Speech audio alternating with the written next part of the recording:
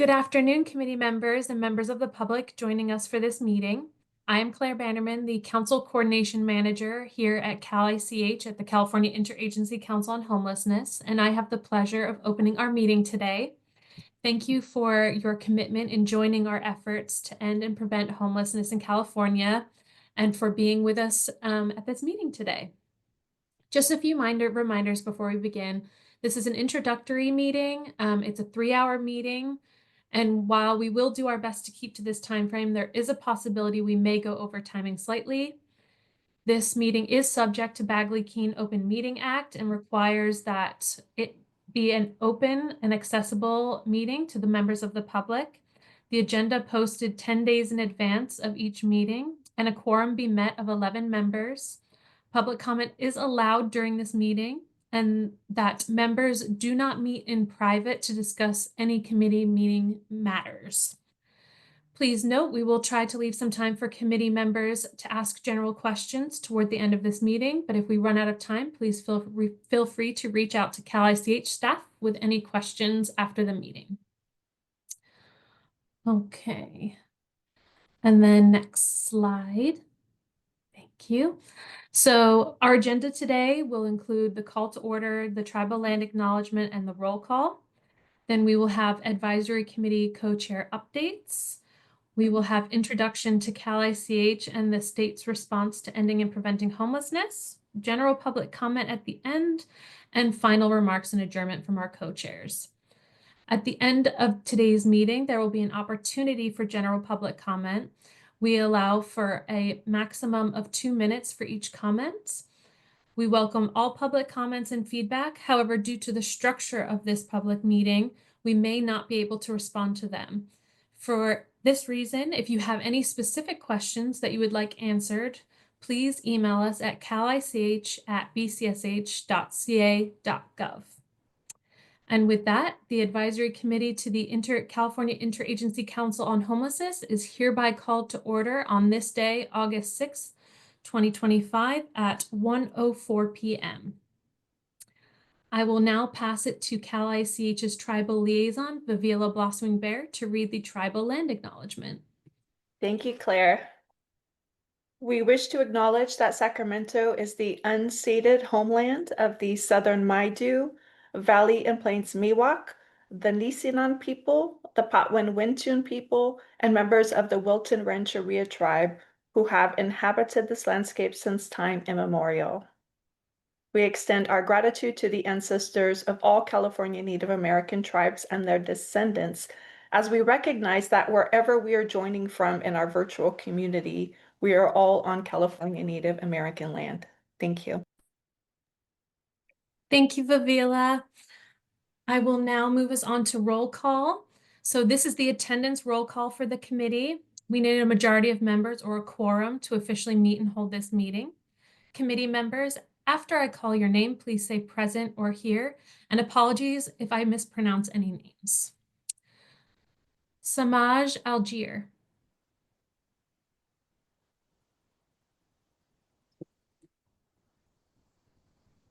Hello, I'm here. How y'all doing? Good, thank you. Sorry, I had to unmute myself. I didn't know how to work it. Not a problem at all, not a problem. Songe Armstead. Songhai Armstead present. Thank you. Thank you. Lauren Carden. Here. Monique Guerra. Here. Deshelle Kendrick.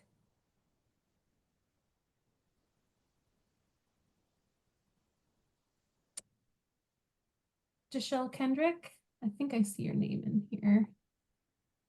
Can you hear me now? Oh, yes. Present. Perfect. Thank you. Thank you. Kevin Klon. Present. Thank you. Graham Naus. Knaus, I'm here. James McKay. Mackie, yes, I'm here. McKay, thank you. Alejandro Martinez. Present. Novali, McDarmont.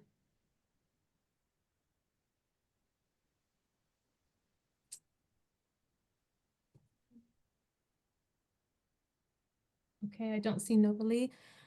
Christina Mills. Hello, I'm here. Thank you. Lisa O'Connell. Here. Tunisia Owens. Present. Carolina Reed. Here. Melanie Robledo. Present. Thank you. Alicia Sebastian. Present. Good afternoon. Good afternoon. Adrian Shilton. Hi, good afternoon, present. Thank you. Carla Thomas. Talo for everyone present. Thank you. Alex Bitzotsky. Present. Javon Wilkes. Present. Thank you. And Roxanne Wilson. Present. Great, thank you. We have a quorum, and I will now pass us on to the advisory committee co-chairs, Alex and Roxanne, to facilitate the next agenda item. Next slide, please. Thanks so much, Claire, for kicking us off. I'll just start by introducing myself. So my name is Alex Visotsky. I'm the Senior California Policy Fellow at National Alliance to End Homelessness. We're a DC-based organization who's been working for over 40 years on trying to end homelessness through funding, through policy change, and advocating for what we know works to end homelessness. I do our California work. I'm based in Los Angeles. Excuse me. And I've been working professionally on homelessness and housing for the last 15 years, but personally for much longer than that. I started out in community-based nonprofit world, kind of working for several years at organizations in Los Angeles, and then went to work for the Joint Powers Authority in LA between city and county, working on homelessness. California's largest COC. So that worked there for several years before joining the National Alliance in 2022.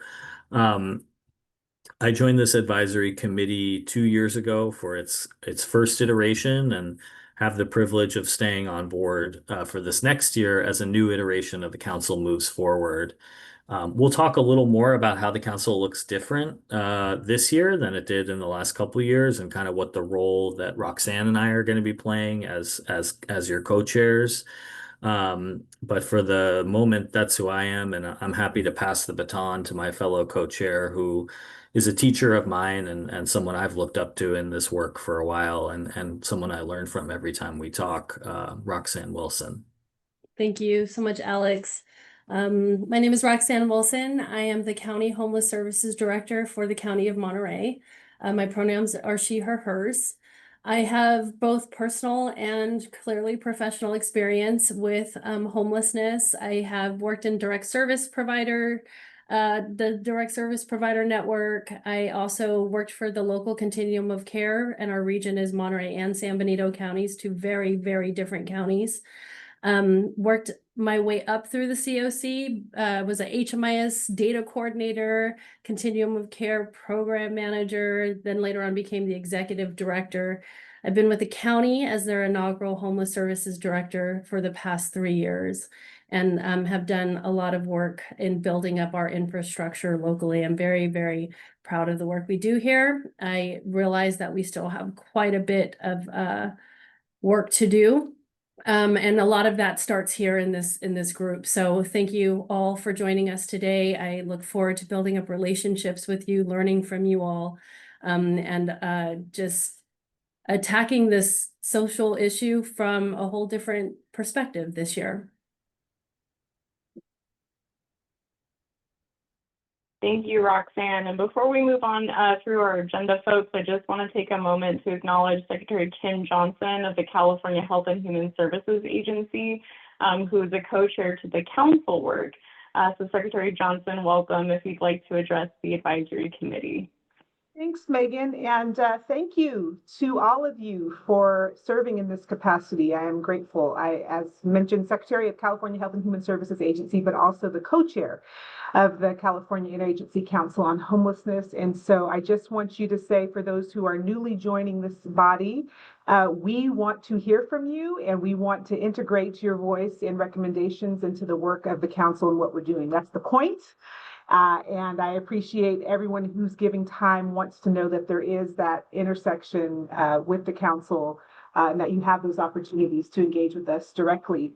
I know there's some also returning members, so I want to thank you all for continuing to serve in this capacity. And as was just said by the co-chairs, we have continued work to do for sure.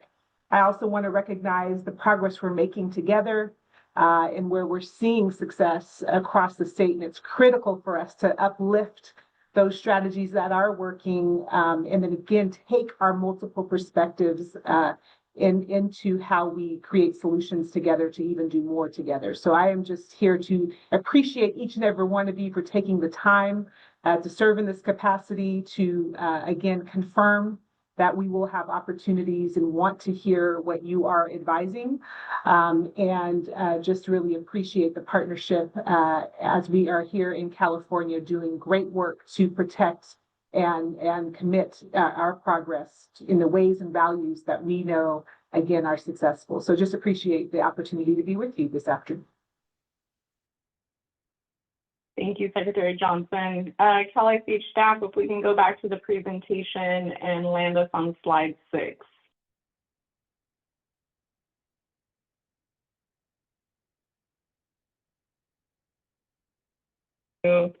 And we'll turn it back over to co-chair. Let's see here. We have Alex, if you'd like to kick us off. Yeah, sure. So I can, and thank you, Secretary Johnson, for those remarks. I think Roxanne and I are kind of really looking forward to being the liaison between this advisory committee and the larger council, and looking forward to, causing some trouble, stirring up some trouble with Secretary Johnson and Secretary Moss when appropriate. Megan is kind of rolling her eyes at this point, because Megan's used to me being annoying and a pain in the butt for Cal ICH staff, who I love dearly and who I think are fantastic. So just, let's start by grounding ourselves a little bit in what this advisory council is. This is not just a working group. This is required to exist by state law.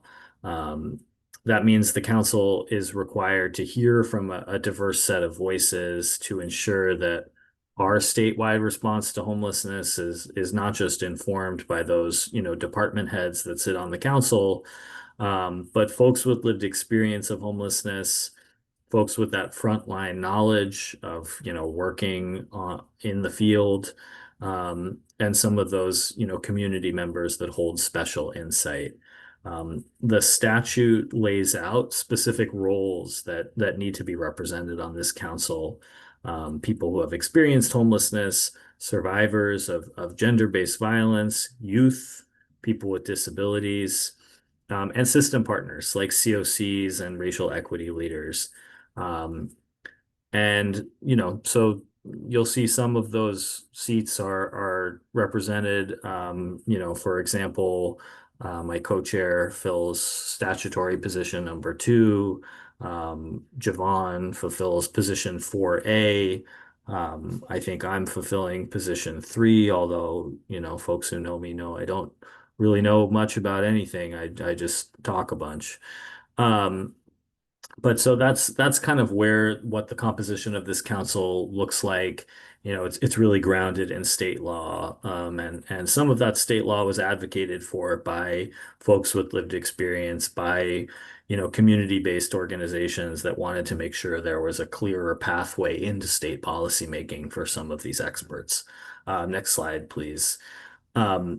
In addition to those legally required seats, and I know there's a lot of text on here, so you'll have plenty of time to chew on this, but I think the main thing to be aware of is that there are kind of other perspectives we needed in order to create meaningful, inclusive policy.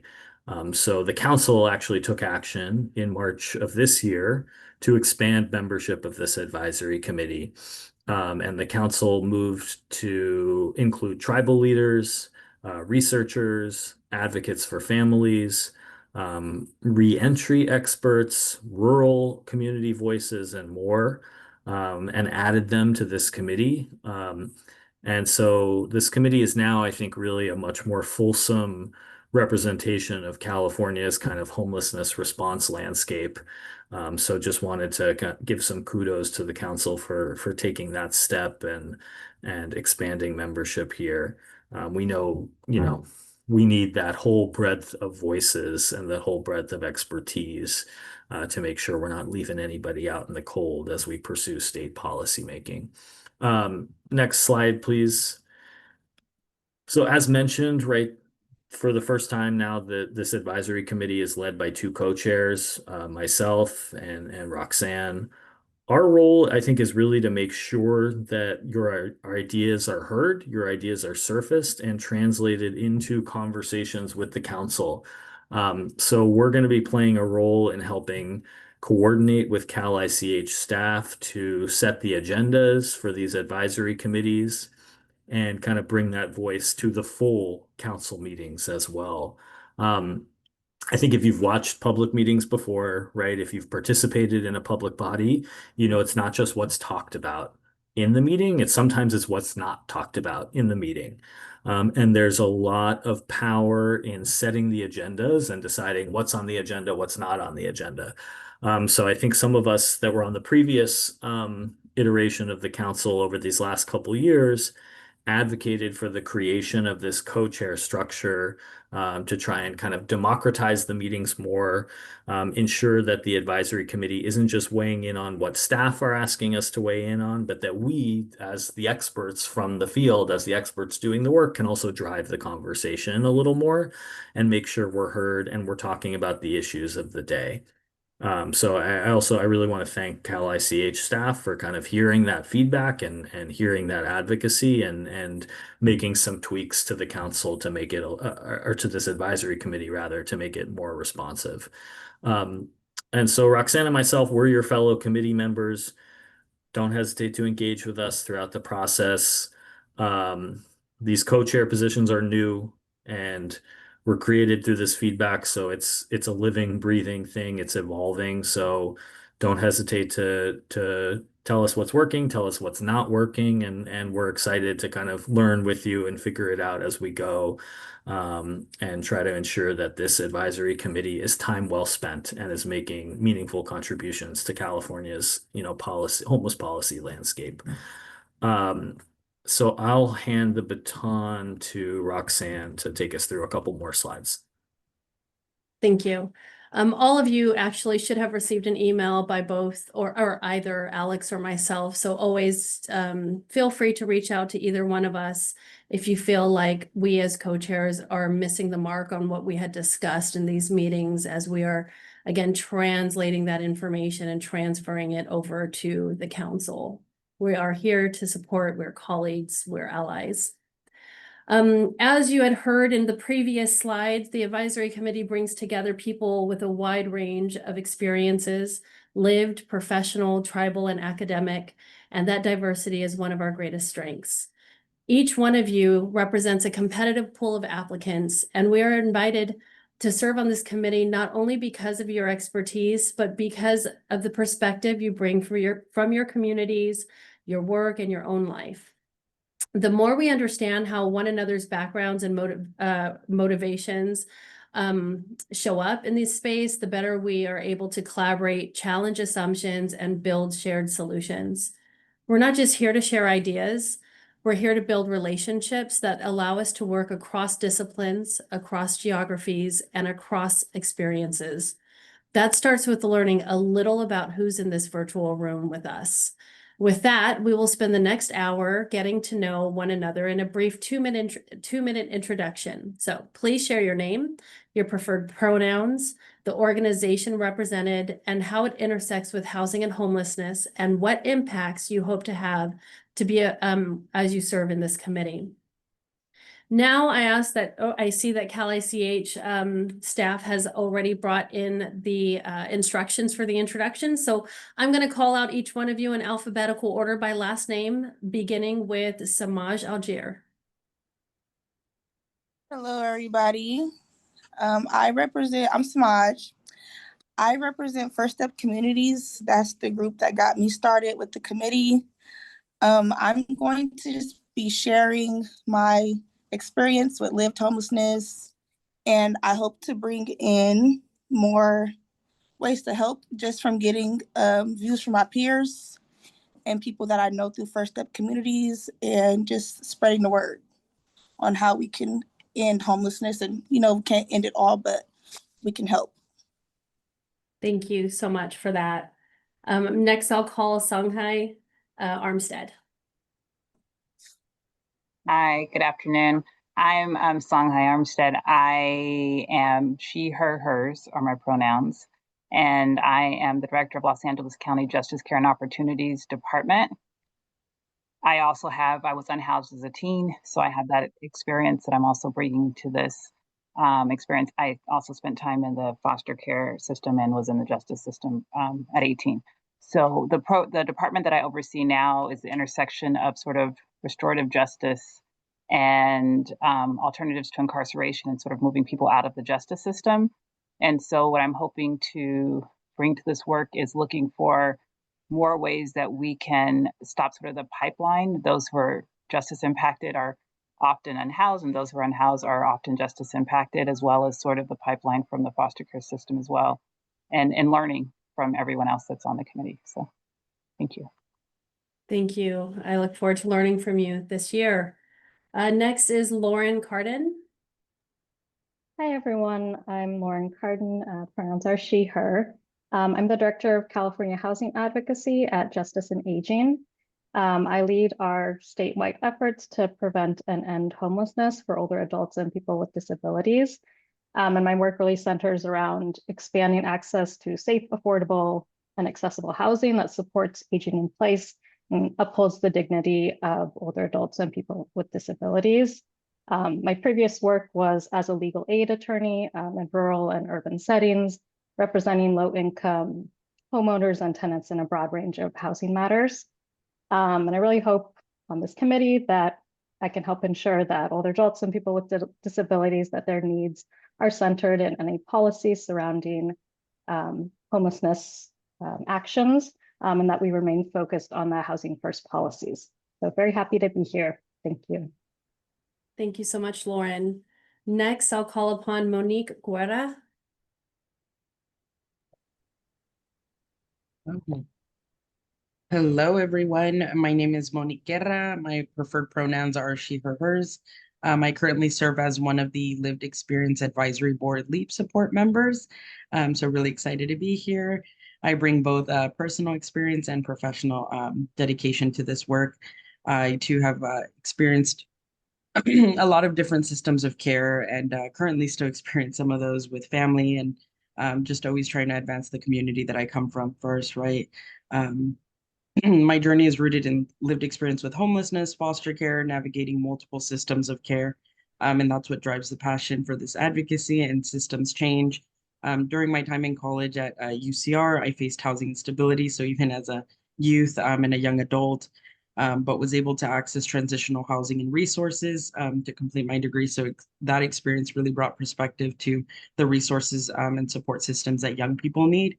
And I've been involved with other organizations like CYC, California Youth Connection, Riverside's Housing and Homelessness Solutions Department, as well as the Continuum of Care also here in Riverside County.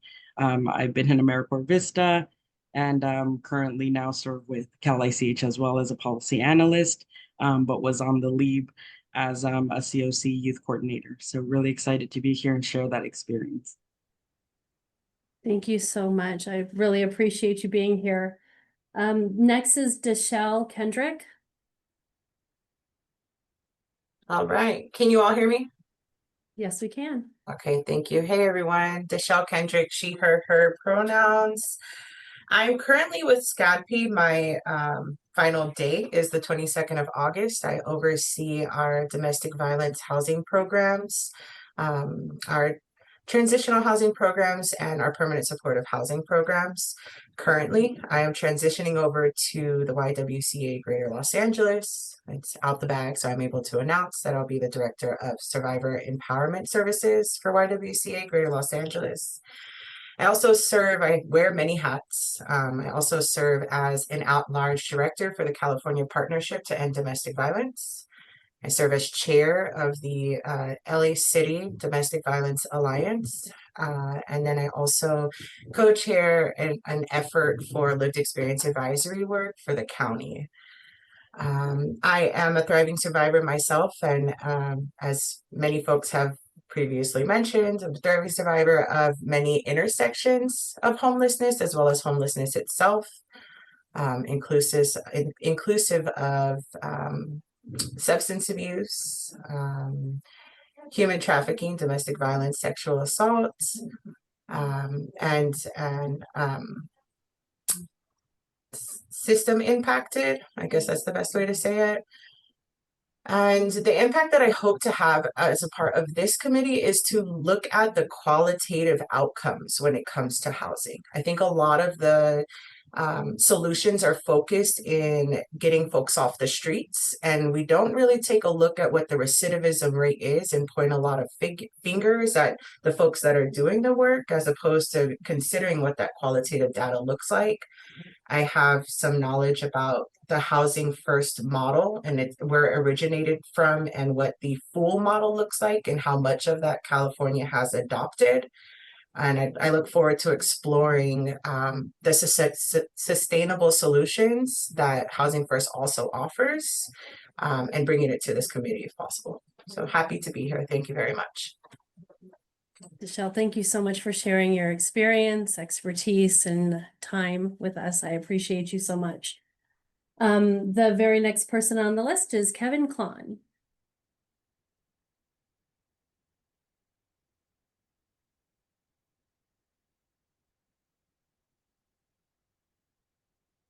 Hi, Kevin. I think you are on mute still, sir.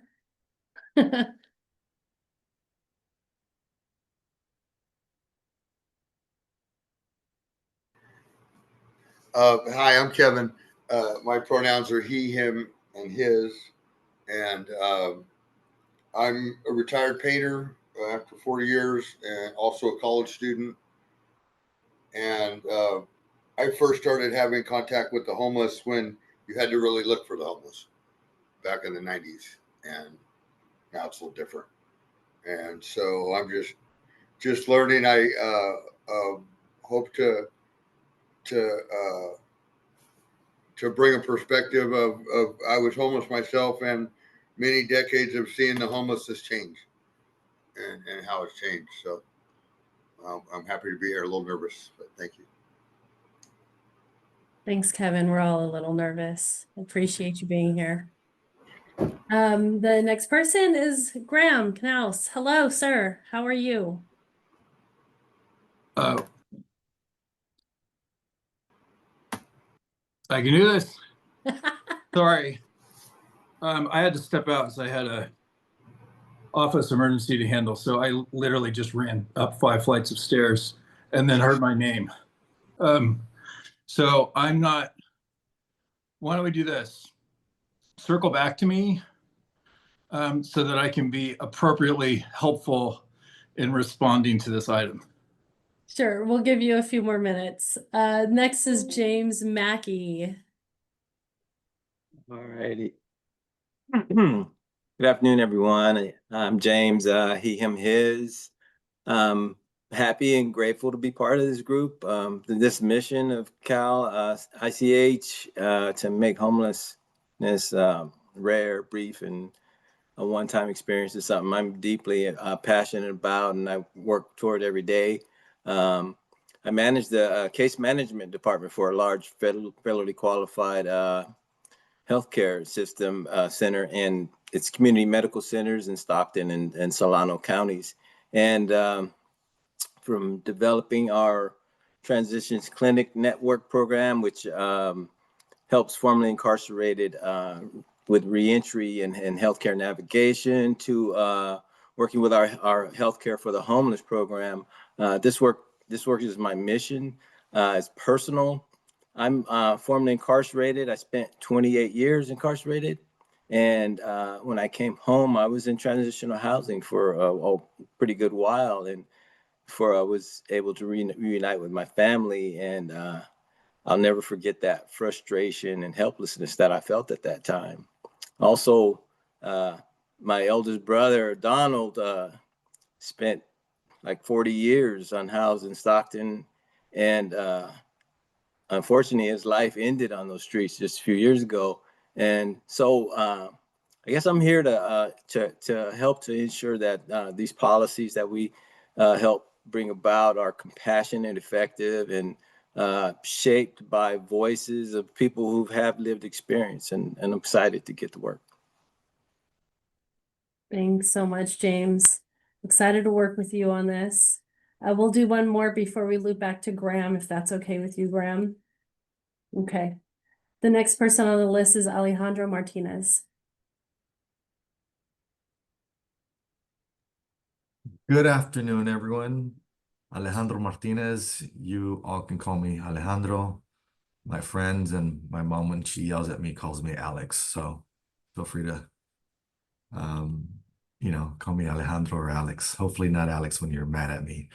I work with CRCD Partners. I'm the president of CRCD Partners. CRCD Partners is one of 3 companies that we refer to as our ecosystem.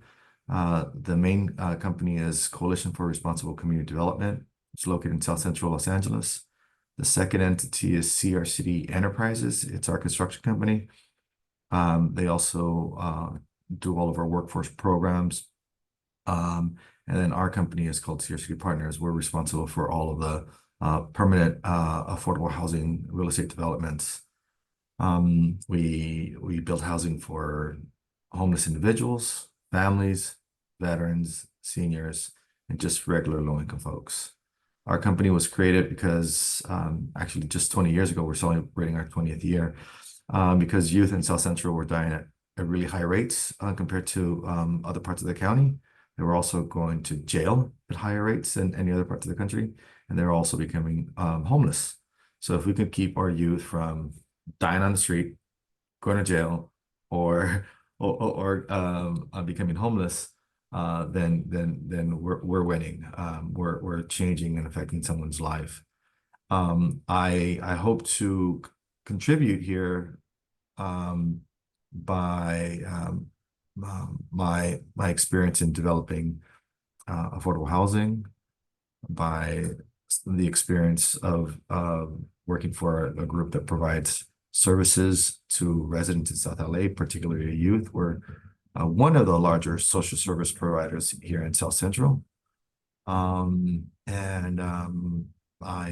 think that so far from what I'm hearing, most of you here are well aligned with our mission, our values, and our goals. Anything we can do to help solve homelessness for one individual is again a big win for us. So I hope to be able to contribute and to provide good feedback. Thank you so much, Alejandro. Appreciate you being here. Next, we'll look back to Graham. Great, thank you, and really appreciate the patience. I'm really delighted to be part of this council or committee, because there's a lot of work that needs to be done, and I'm a firm believer in speaking cold truth, and sometimes that's good, and perhaps sometimes it's not so good. I come at this as someone that represents every California county and every elected county supervisor here, but also someone that ran a health and human services agency and that was leading the work around homelessness in Placer County before I came here. This is an issue area that has been important to me my entire life, since the day I did my own personal Graham's research study on K Street when I was 18. This is really, really important. I think it's the most important issue in California. So I'm here because we don't have a system and we need to have one. And so I firmly believe we know what to do locally. There is the expertise, the service providers, the intent, it's all there. But if we don't have a system in place that actually has the right incentives, it doesn't matter. And I think that's unacceptable in California. I think it's unacceptable in every community, and I think it's unacceptable to every single one of us here. And I'm only here to change that. And so my hope is that we're able to do that. I think both Secretary Johnson and Secretary Moss are outstanding and can be really helpful for us in this space. And ditto to Megan in her role here. So I'm here to do that. I think we have a set of incentives around homelessness that hold often the wrong folks accountable, and that don't create pathways that need to exist, and where the authority and accountability are not in the right place, and those who are impacted are those who are living on our streets, and they shouldn't have to do that, and we can do better.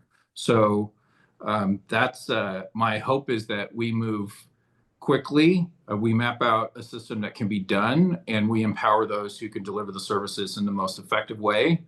And if that's not any one of us, then the money needs to go somewhere else. That's it. So that's why I'm here, and let's ride. Thank you, Graham. Appreciate you being here, sir. The next person I will call upon is Novalee McDarmont. Did Novalee join us? I think she's still having issues, and CalICH staff are working with her, but Claire, have those resolved? Yes, I see Novalee in the panelists. Great. Hello, good afternoon. Can you hear me? Yes, we can. I'm sorry, I was having some technical issues. So I am Novalee McDarmont. I am the executive director for the Tule River Indian Housing Authority in Porterville, California. I'm also a member of the Tule River Tribe of California. So I've been there since about 2022. So we have had, several tribal members experiencing homelessness since the pandemic. So it's an ongoing issue for us. I do have some staff members that, have done some street outreach and things like that. And we did operate a ESG CB program for a couple years there, where we did emergency shelter assisted, anyone getting back on their feet. So that has been primarily my experience with this program. And then I am also the tribal representative for the Tulare County Homeless Task Force. So we meet monthly and kind of discuss what we're dealing with in our areas specifically to try to meet those needs, just to hopefully get people back into some sort of transitional housing, get them back on their feet. And that's primarily where my experience lies. And I hope to gain more knowledge here in this group and assist in any way I can. Thank you so much for joining us. I look forward to fighting this fight with you. The very next person I will call upon is Christina Mills. Hi, everyone. Good afternoon. My name is Christina Mills. I'm the executive director of the California Association of Area Agencies on Aging. I've been in my role for about 9 months now, and prior to this, I worked for Managed Care and served as the executive director of another statewide association. I use she, her, hers as my pronouns, and if we were in person, you would see that I have a physical disability, but I also have multiple other disabilities as well, mental health, hard of hearing, and other stuff. I'm really here to make an impact because the older adults and people with disabilities are the fastest growing population of unhoused folks in our state. And I very much believe that we need to stop ignoring accessibility from a programmatic and physical aspect. And that's both in homelessness and in the transition outside of homelessness. We can't keep people housed if we're not providing it in an accessible way. And so I hope to bring that to the committee and help people learn about what that means and be a resource. That's my dog, Lila. Thank you so much for your advocacy, experience, and expertise. We look forward to working with you. The next person is Lisa O'Connell. Hi, everybody. I'm Lisa O'Connell. I'm the Director of Enhanced Health Services at Partnership Health Plan, which is a large Medi-Cal managed plan that handles 24 Northern California counties as the health plan. I use she, her, hers pronouns. My team oversees CalAIM, which some may know, some may not know, is the Enhanced Care Management program where we work with members in a lot of different populations of focus. Those that are unhoused is one of the populations of focus, as well as community supports that provides housing supports and other things like medically tailored meals to help people with social determinants of health. I also oversee our housing program as well as our street medicine teams and work with a lot of community-based organizations. So the impact, well, really selfishly, I hope to learn from everybody a lot because I work with a lot of different, we have like over 300 CBO providers that we work with. And so I would love to hear people, their perception, et cetera, and solutions. And that is the impact that I hope to make, is to work with everybody to hopefully find some solutions. I know that we won't find all of them, but to find some of them. So thank you. Thank you, Lisa. Tanisha Owens, you're next. Hi, good afternoon, everyone. My name is Tunisia Owens. I am the Policy and Advocacy Manager at Family Violence Law Center. We are in Alameda County. We serve all of Alameda County, and our office is located in Oakland. Let's see. So in terms of my background, I currently serve on the Continuum of Care in Alameda County. I've served on the HMIS committee for the COC, the Racial Equity Committee, the systems, the Evidence-Based Solutions Committee, and on the Point in Time Count Committee for our area. And all of this work has really been about gender-based violence and making sure that survivors of gender-based violence are integrated into homeless services and the solutions that we have for homelessness. And so that is what I bring to the table. I have a background in criminal justice reform and youth development, and focus on policy change and legal change. And then I want to just ensure that we're taking a holistic approach to how we are ending homelessness and ensuring that safe housing is the goal.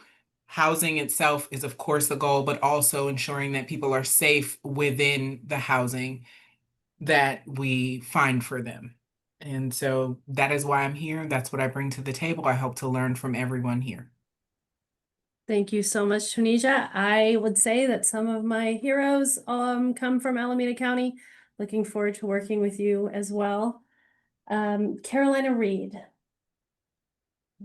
Thank you. Carolina. Yeah, here. Can you hear me okay? Yes. Oh, sorry. I just had a little Zoom internet blip.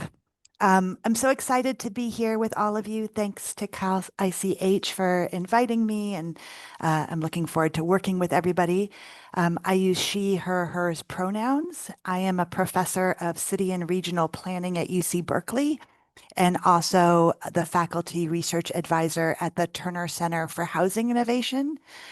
For those of you who aren't familiar with Turner, we conduct policy-focused research designed to expand access to affordable housing and end homelessness.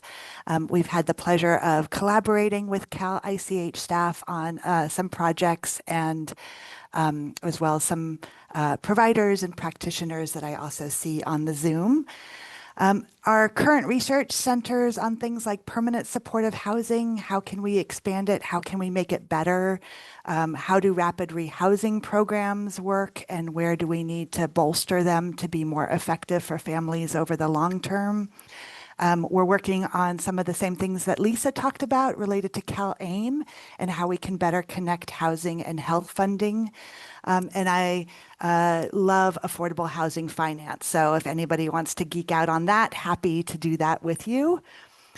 My favorite research is research that centers the experience of people experiencing homelessness, people who are trying to navigate our systems, and really also the research that draws on the insights of practitioners and service providers. I feel like these folks are the ones that really understand how our systems are failing and what actually is needed to make them better. And so I'm really hoping that my research and my learning from all of you can help the council implement solutions. So excited to be here. Thank you so much for sharing. And since we saw Alicia do a dance, Alicia Sebastian, you're up next. I'm very enthusiastic. I will absolutely show that. You will get to know that. And I love housing finance. So, of course, I'm going to throw a little party. But yeah, Alicia Fleming Sebastian. I use she, her pronouns. I love a good they, them. If we're going totally non binary, non gendered, captain also works. You know, go with the flow there. I have the privilege of serving as the executive director for the California Coalition for Rural Housing. We are a statewide affordable housing advocacy organization with a focus on tribal communities, both federally recognized and non-recognized, farm worker communities, and of course, our rural spaces. Let's see, we do this through advocacy, technical assistance, research, and leadership development, and we operate at local community level around TA and all the way to the federal level for some policy. We do regulatory advocacy and legislative. And so you want to get wonky with a program, I'm here for it. We also kind of specialize in low income home ownership. So not missing middle, but actually low income home ownership. We have a lot of partners. We're the largest coalition of self-help housing providers in the nation. So think of Sweat Equity outside of Habitat. This is folks who are doing this work. We're folks who are low income farm workers making 30% of the area median income can become homeowners and exit the rental space altogether. So if you ever hear me talking about home ownership, that's what I'm talking about. I am not talking missing middle. Our members are predominantly nonprofit developers, but other folks like many of you here. Previous to this role, I joined joined CCRH in this role back in 2024. For a couple of years there, I was at HCD, the State Department of Housing Community Development, where I was specifically on the federal team leading our HUD programming, our CARES Act funding, and our disaster recovery work. And in that capacity, I was also invited to serve on the racial equity working group for the council. And then when I transitioned back into the nonprofit sector, somebody else was able to go into that space on behalf of HCD. Let's see, on kind of how I got here. Both my parents, I grew up rural outside Yosemite National Park. Both my parents worked in county behavioral health for rural counties, San Joaquin Valley and Riverside counties. And my first kind of position out of college, even though my focus had been on nonprofit management, et cetera, I ended up in a public health organization, specifically focusing on HIV, AIDS, and hepatitis C prevention and treatment. And I saw just how important and challenging addressing homelessness was and how expansive and all impactful that it is. And so I, like any young person, tried to avoid it for the rest of my career as much as possible. I said, hey, that looks really hard. I'll just take on immigration, food systems, education, all of these other pieces. And it wasn't until much later where I took on a role that included working with residents of affordable housing. And my office was based at an affordable housing site that I could not ever look back. And so that's how, for the past decade plus, I'm a diehard houser. My lived experience, I'm an elder millennial who spent all of my elder millennial years as a young adult in coastal California. So that's the housing instability I experienced. I'm privileged. I was a second generation family member here, and I was benefited from my parents being first generation homeowners in a rural space that was only possible because of being in a rural place. And let's see, my wife and I grew our family through foster to adopt. And so my children are coming through a system in which I get to spend my free time advocating and navigating the child welfare system, which is fun. But a big part of their story and their trauma does have to do with experiencing homelessness and housing instability and what that impacted them and their family. So that's something that I work in day to day and live in day to day still as well. So that impact. I'm based here in Sacramento and relocating this weekend back down to San Diego. But again, we are a statewide organization, and I'm really excited to be here as kind of the rural voice or representative or seat here, and really grateful to have folks like Tule River Housing Authority, who's one of our members, here to really help champion the needs of the communities we're serving. I talked really fast and tried to get it in 2 minutes. I think I went over. I'm sorry. I will work on that. It's okay. You have a lot to share. We just opened up a home key in King City, one of the smallest cities in the entire state. So I want to also talk to you about how do we keep that thing funded? Okay. Next is, let's see. We had just done Alicia, Adrian Chilton. Good afternoon, all. I'm Adrienne Chilton. I am the Senior Vice President of Public Policy and Strategy with the California Alliance of Child and Family Services. My pronouns are she, her. And the California Alliance represents 165 nonprofit community-based organizations in all of the 58 counties in California, working with an incredibly vulnerable population of children and youth and families in public systems, including foster youth. And so I would say that all of our members, all 165 of them, are working and supporting children, youth, and families who are facing either homelessness directly or housing instability, or have been in and out of public systems and experiencing multiple systemic, I think, failures in our state around housing and housing stability.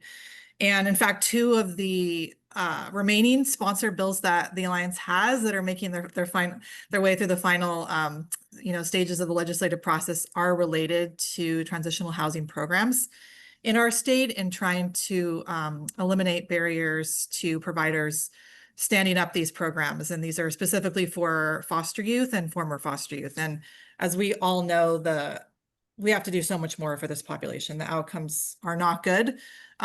Majority of our foster youth are exiting into housing instability or homelessness directly. And so my hope would be to bring that perspective and voice to this committee, and share experiences from our providers who are working with this vulnerable population, and particular uplift the voices of youth and foster youth in particular. So I'm very excited to be part of this. This is one of the few advisory committees that I'm part of that are directly tied to housing specifically. we're in lots of committees on child welfare, on behavioral health, on juvenile justice and prevention, and our members are doing housing work, but we're not specifically on housing advisory committees like this one. So I'm super excited to be part of this and to be invited here today. And I wanted to say, Monique, I'm also an AmeriCorps Vista volunteer in my past, so I'll always love meeting fellow alums. I do want to recognize that I got so excited seeing Alicia dancing that I accidentally skipped over Melanie Robledo. So Melanie, please do introduce yourself. And thank you, Adrian. Yeah, thank you, Adrian. Thank you, Roxanne. I mean, I enjoyed Alicia's dance, so I totally understand.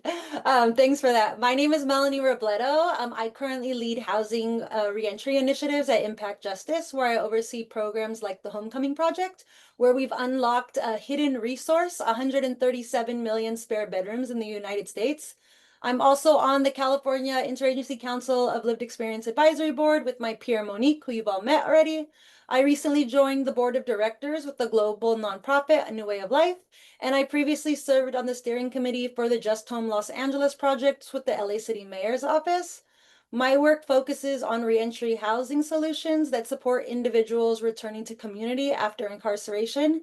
You won't hear me say return home because, as many of you know, that's not always the case, and language truly does matter. I've seen firsthand how deeply incarceration and homelessness are connected. I myself cycled in and out of these systems for about 5 years, increasing the types of crimes I was convicted of as a result of impulsivity and survival. Much of my story incorporates challenges faced by those experiencing mental health challenges. It was just 5 years ago that you could find me on the streets of California and beyond, wearing no shoes and talking to myself. As part of this committee, I hope to help shape strategies to make homelessness rare, brief, and one-time, and break the cycle between incarceration and homelessness so that we don't unintentionally add the 2 million individuals that are currently incarcerated any one single day to the 770,000 individuals that are already experiencing unsheltered homelessness. Thank you all for having me. Thank you, Melanie, for everything you do. I look forward to working with you. I was a little caught off guard about how inspirational this entire group is, so apologize as I snap back. The next person I'll call upon is Carla Thomas. Talofa everyone. Excuse my voice. I'm still recovering from a sinus infection, so I'll keep it a bit short. I am Carla Thomas. I use she and her pronouns. I am here representing Empowering Pacific Islander Communities, also known as EPIC. EPIC is a national advocacy organization that serves Pacific Islander communities here in the U.S. diaspora. My background, I am based in Serrano land, specifically in the city of San Bernardino. This is where I was raised most of my life and where I continue to be based out of. My background is in public health, and I'm working and have been working currently at EPIC for the past 3 years. Some of my work that intersects with housing and homelessness is serving Pacific Islanders here in San Bernardino and Riverside counties. I was working with a few grassroots organizations to serve our communities who were experiencing economic hardship and homelessness during the COVID pandemic, which worsened a lot of people's economic state. And what I hope to bring, the impact that I hope to have as part of this committee is the perspective of Pacific Islander communities, which are not often discussed or highlighted. There are 1.5 million Pacific Islanders living in the US, and California is home to the largest Pacific Islander population on the continent, next to Hawaii. So I am proud that there is a voice, at least one, and of course we are not a monolith, so I'm just one of a sea of voices, but happy to shed some perspective on what these experiences are like on this issue. Thank you. Thank you, Carla. And Hafa Adai. I am also a Pacific Islander. Talofa and aloha. The next and last person is a member of the inaugural advisory committee, someone who I deeply respect and honor working with as well. His name is Javon Wilkes. Javon, please take a moment. Thank you, Roxanne. It's truly a moment. The beautiful individuals that's a part of this is amazing.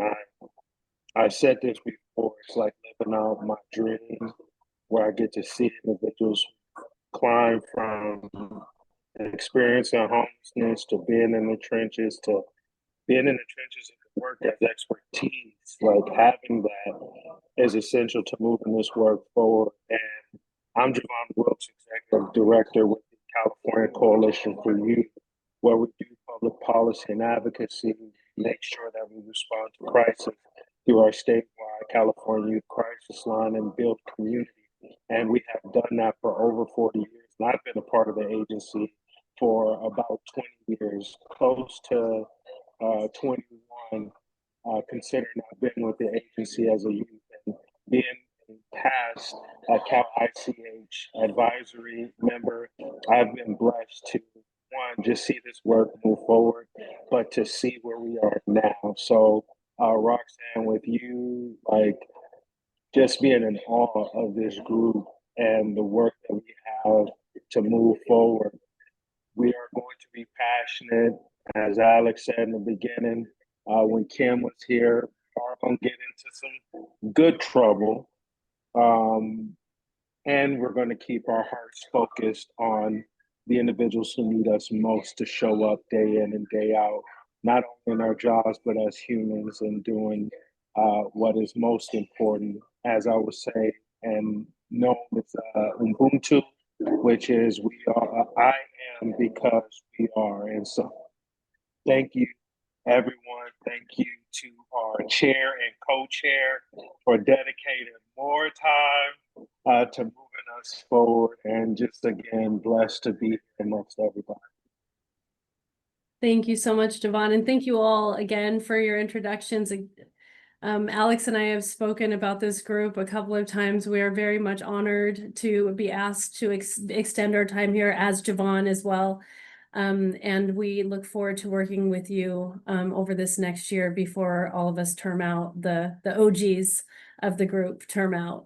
And with that, I would like to pass this back on to the Cal ICH Executive Officer, another hero of mine, Megan Marshall. Thank you, Roxanne, and thank you everybody for spending some time letting us get to know you. I am Megan Marshall. I have the privilege of serving as the Executive Officer for the California Interagency Council on Homelessness.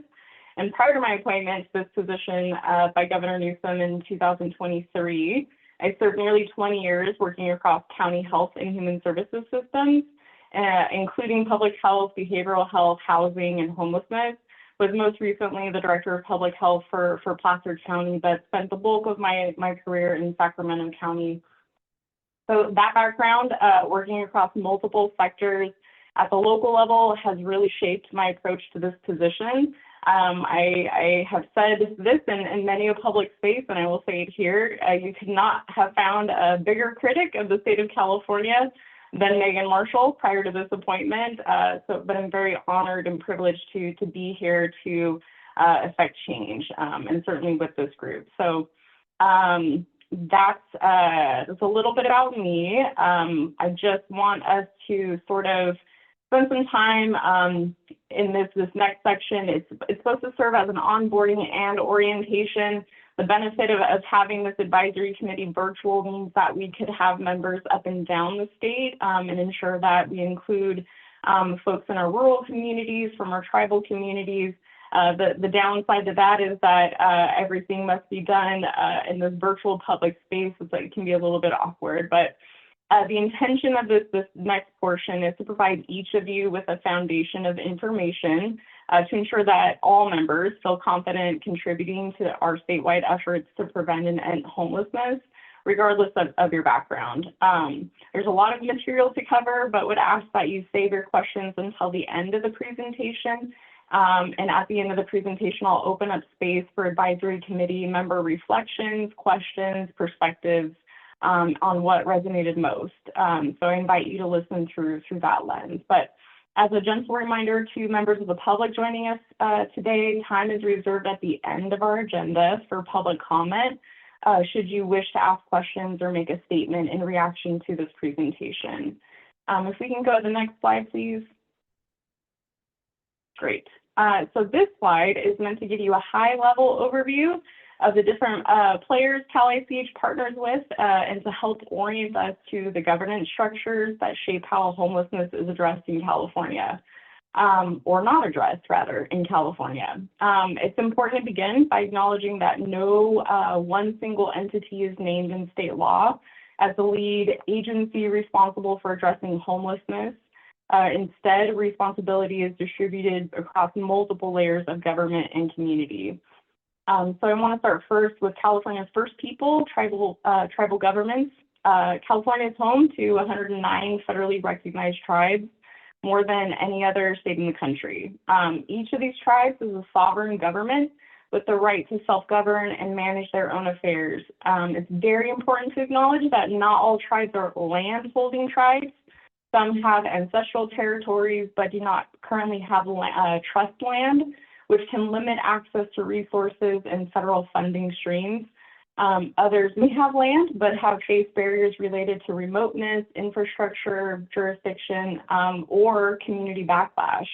There have been many unfortunate situations across our state where tribes have, applied for, were awarded state dollars to develop housing developments to address their tribal member needs in housing, and were met with tremendous backlash from non-tribal community members. So I also want to be clear in challenging a common misconception. Not all tribes operate casinos, and those that do are not universally wealthy. Many tribes, particularly smaller or rural ones, continue to face high rates of poverty, housing instability, and systemic barriers to accessing state and federal programs. But some tribes, such as the Augustine Band of Cahuilla Indians in Southern California, are very small in member enrolled population, while others, like the Yurok tribe in Northern California, are much larger and operate robust systems of care, including housing, behavioral health, social services. But regardless of size or location, every tribe deserves culturally responsive, respectful partnership. My sort of challenge to you all after you leave this meeting is if you are in a city or a county and are unfamiliar with whether or not you have a tribe in your community, is to find that out. But at Cal ICH, we engage tribes directly in government-to-government relationships. We've developed the state's first tribal homelessness funding program, known as Tribal HAP, which is now operated, administered by our sister Department of Housing and Community Development. We have visited a number of tribal communities and have uplifted their needs in our action plan, which we'll discuss in a few slides here. And we've also launched our agency's first contract with a federally recognized tribe to provide California tribal-specific expertise. Our work is centered in partnership and honoring tribal self-determination and sovereignty.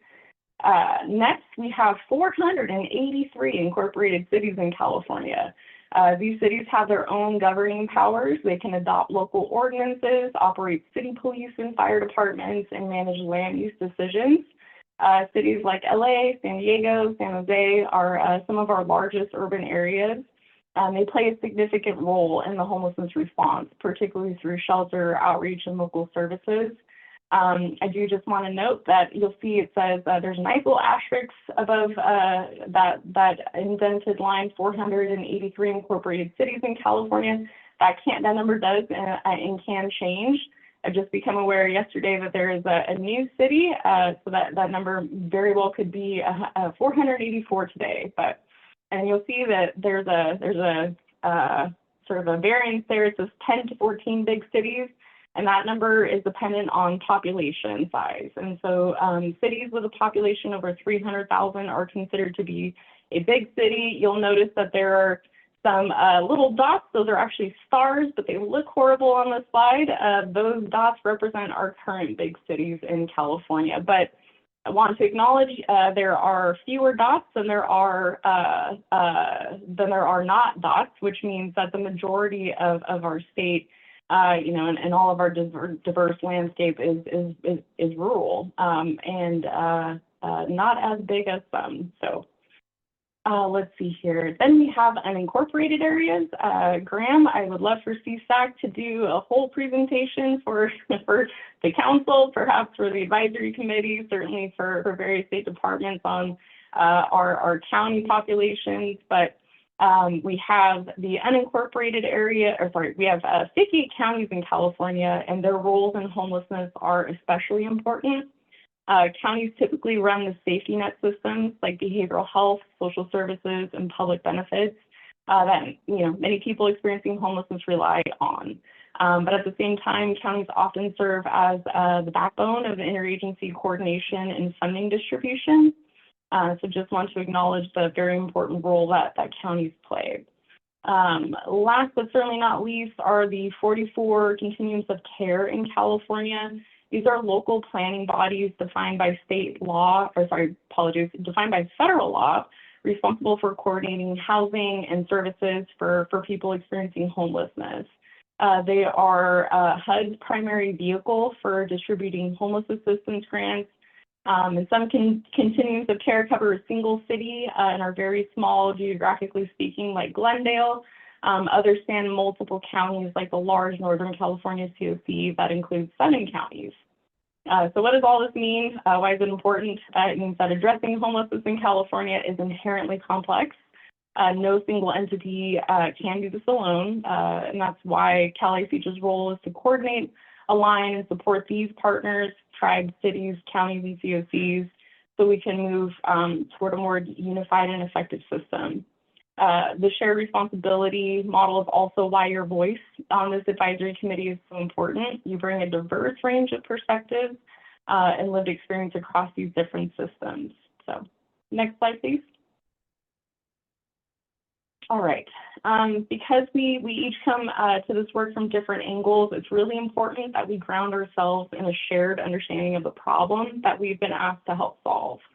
The goal of this portion of the presentation is to establish a common understanding of the scope, the drivers, and the human impact of homelessness in California. So California, unfortunately, no shock to those on this call, but we have the highest homeless population in the nation. Our high housing costs and systemic gaps in services have left tens of thousands of our neighbors unsheltered. We're fortunate to have a tremendous amount of data to help us understand this crisis. California is the only state with a homeless data integration system that brings together information from all 44 continuums of care. This gives us a very powerful insight, and we're using it more and more to guide our funding, shape policy, and measure progress. Very exciting time for this new advisory committee. This next year we'll be talking about how we use data to inform our final recommendations from our 3-year action plan. So this group will certainly be participants in that development. But I also want to recognize that every data source has limitations. Some people, like those doubled up, are tribal communities, or folks who are experiencing domestic violence and connected through a victim service provider, are less likely to be reflected in our data in HCIS. That's why we're committed to using what we have while working to strengthen and expand how we measure homelessness in other populations of need. So we must acknowledge that homelessness does not affect all communities equally. It's deeply intertwined with systemic racism, intergenerational poverty, and historical marginalization, especially among Black, Native American, and Pacific Islander communities. We heard from Executive Director from EPIC, Carla Thomas, who I stalked pretty much on social media, understanding that EPIC had a very important role to play in bringing the Native Hawaiian Pacific Islander voice to this advisory committee. But very, very excited to use data to also support the structure of this body and future bodies of Cal ICH's work. So, but in any case, in any effort to end homelessness must truly begin by understanding and addressing our known inequities. If we can go to the next slide, please.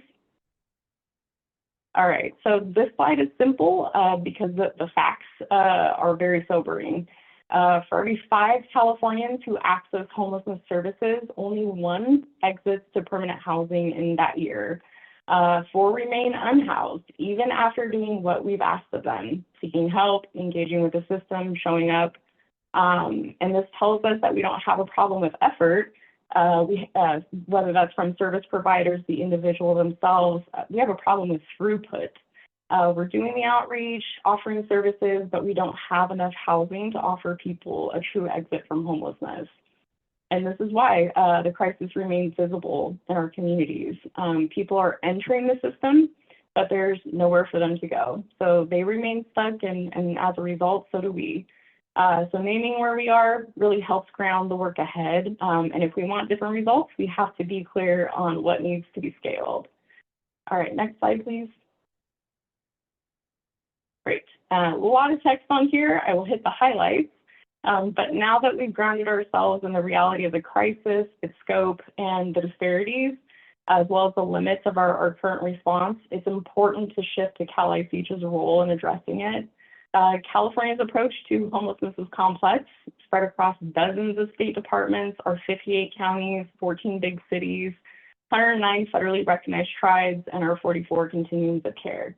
So that's really where Cal ICH comes in. So the Interagency Council on Homelessness was established in state statute to lead, coordinate, and hold accountable the statewide response to homelessness.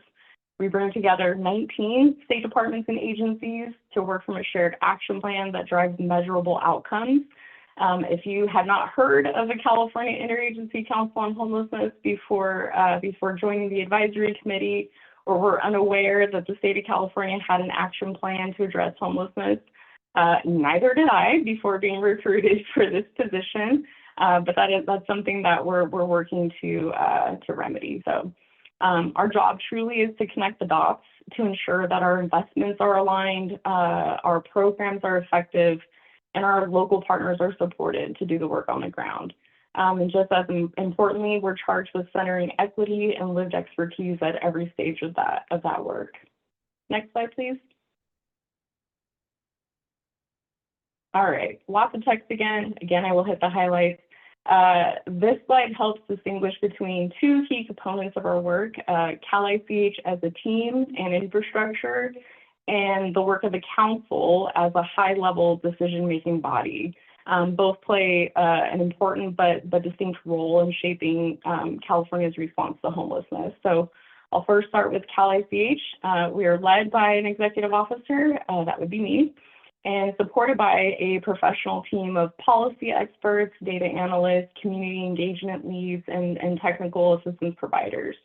As staff, our job is to move council priorities into action and ensure interagency coordination is meaningful, strategic, and informed. So we operate in several core functions. First being data. We use data to guide state action, align metrics across departments, and encourage evidence-based decision-making. I'll be very honest with this group and say we're in the infancy in moving into this specific space in our statutory authority, but very excited to have you all join on the forefront of this.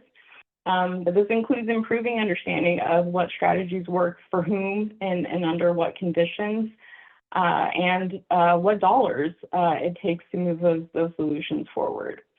Next function is engagement. We bring together stakeholders, including service providers, lived experience leaders, tribal representatives, researchers, local governments, and in some cases, federal partners to ensure our work reflects what's happening on the ground and beyond.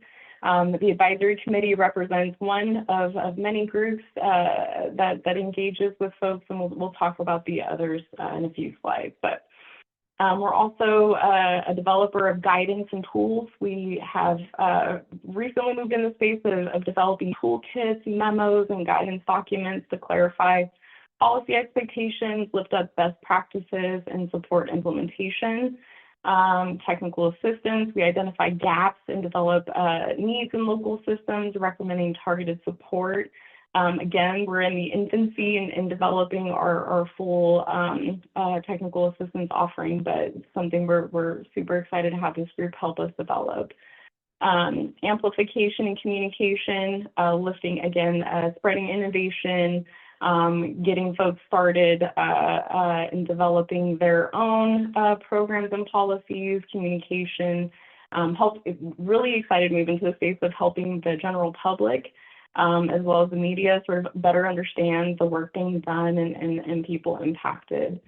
Now let's talk about the council. So the council is co-chaired by two cabinet level leaders, Tamika Moss, who's the Secretary of the Business Consumer Services and Housing Agency, which is the agency Cal ICH is under. And then, of course, Kim Johnson, Secretary of the California Health and Human Services Agency, who joined us in the welcome today. The council includes additional secretaries and directors of state departments and agencies, plus two community appointed members. But the council's primary responsibilities are funding alignment, to help streamline how homelessness funding flows through state government, reducing duplication, promoting shared outcomes, and ensuring funding is targeted effectively.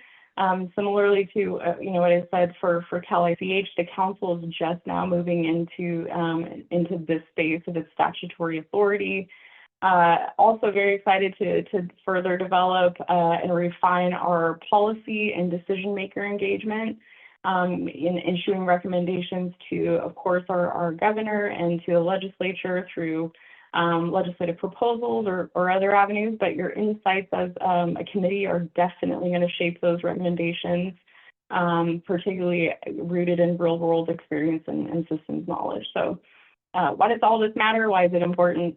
Because without alignment, we will continue in the fragmentation that has sort of plagued our system for far too long. But the intention of Cal ICH in statute is to prevent that, to remedy that, to connect the funding, policies, and practices that together create meaningful impact. So Cal ICH and the council form a structure that is really strategic and operational.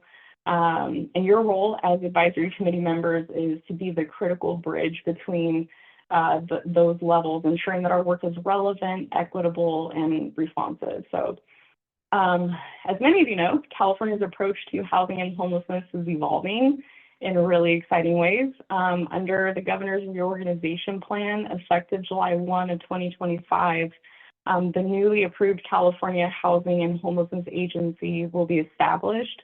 to bring greater alignment and accountability across our state's housing and homelessness efforts. So as part of that transition, the need for sustained interagency coordination to end and prevent homelessness. So this is an exciting and important moment in the state's commitment to tackling this crisis with urgency and the structure that it demands.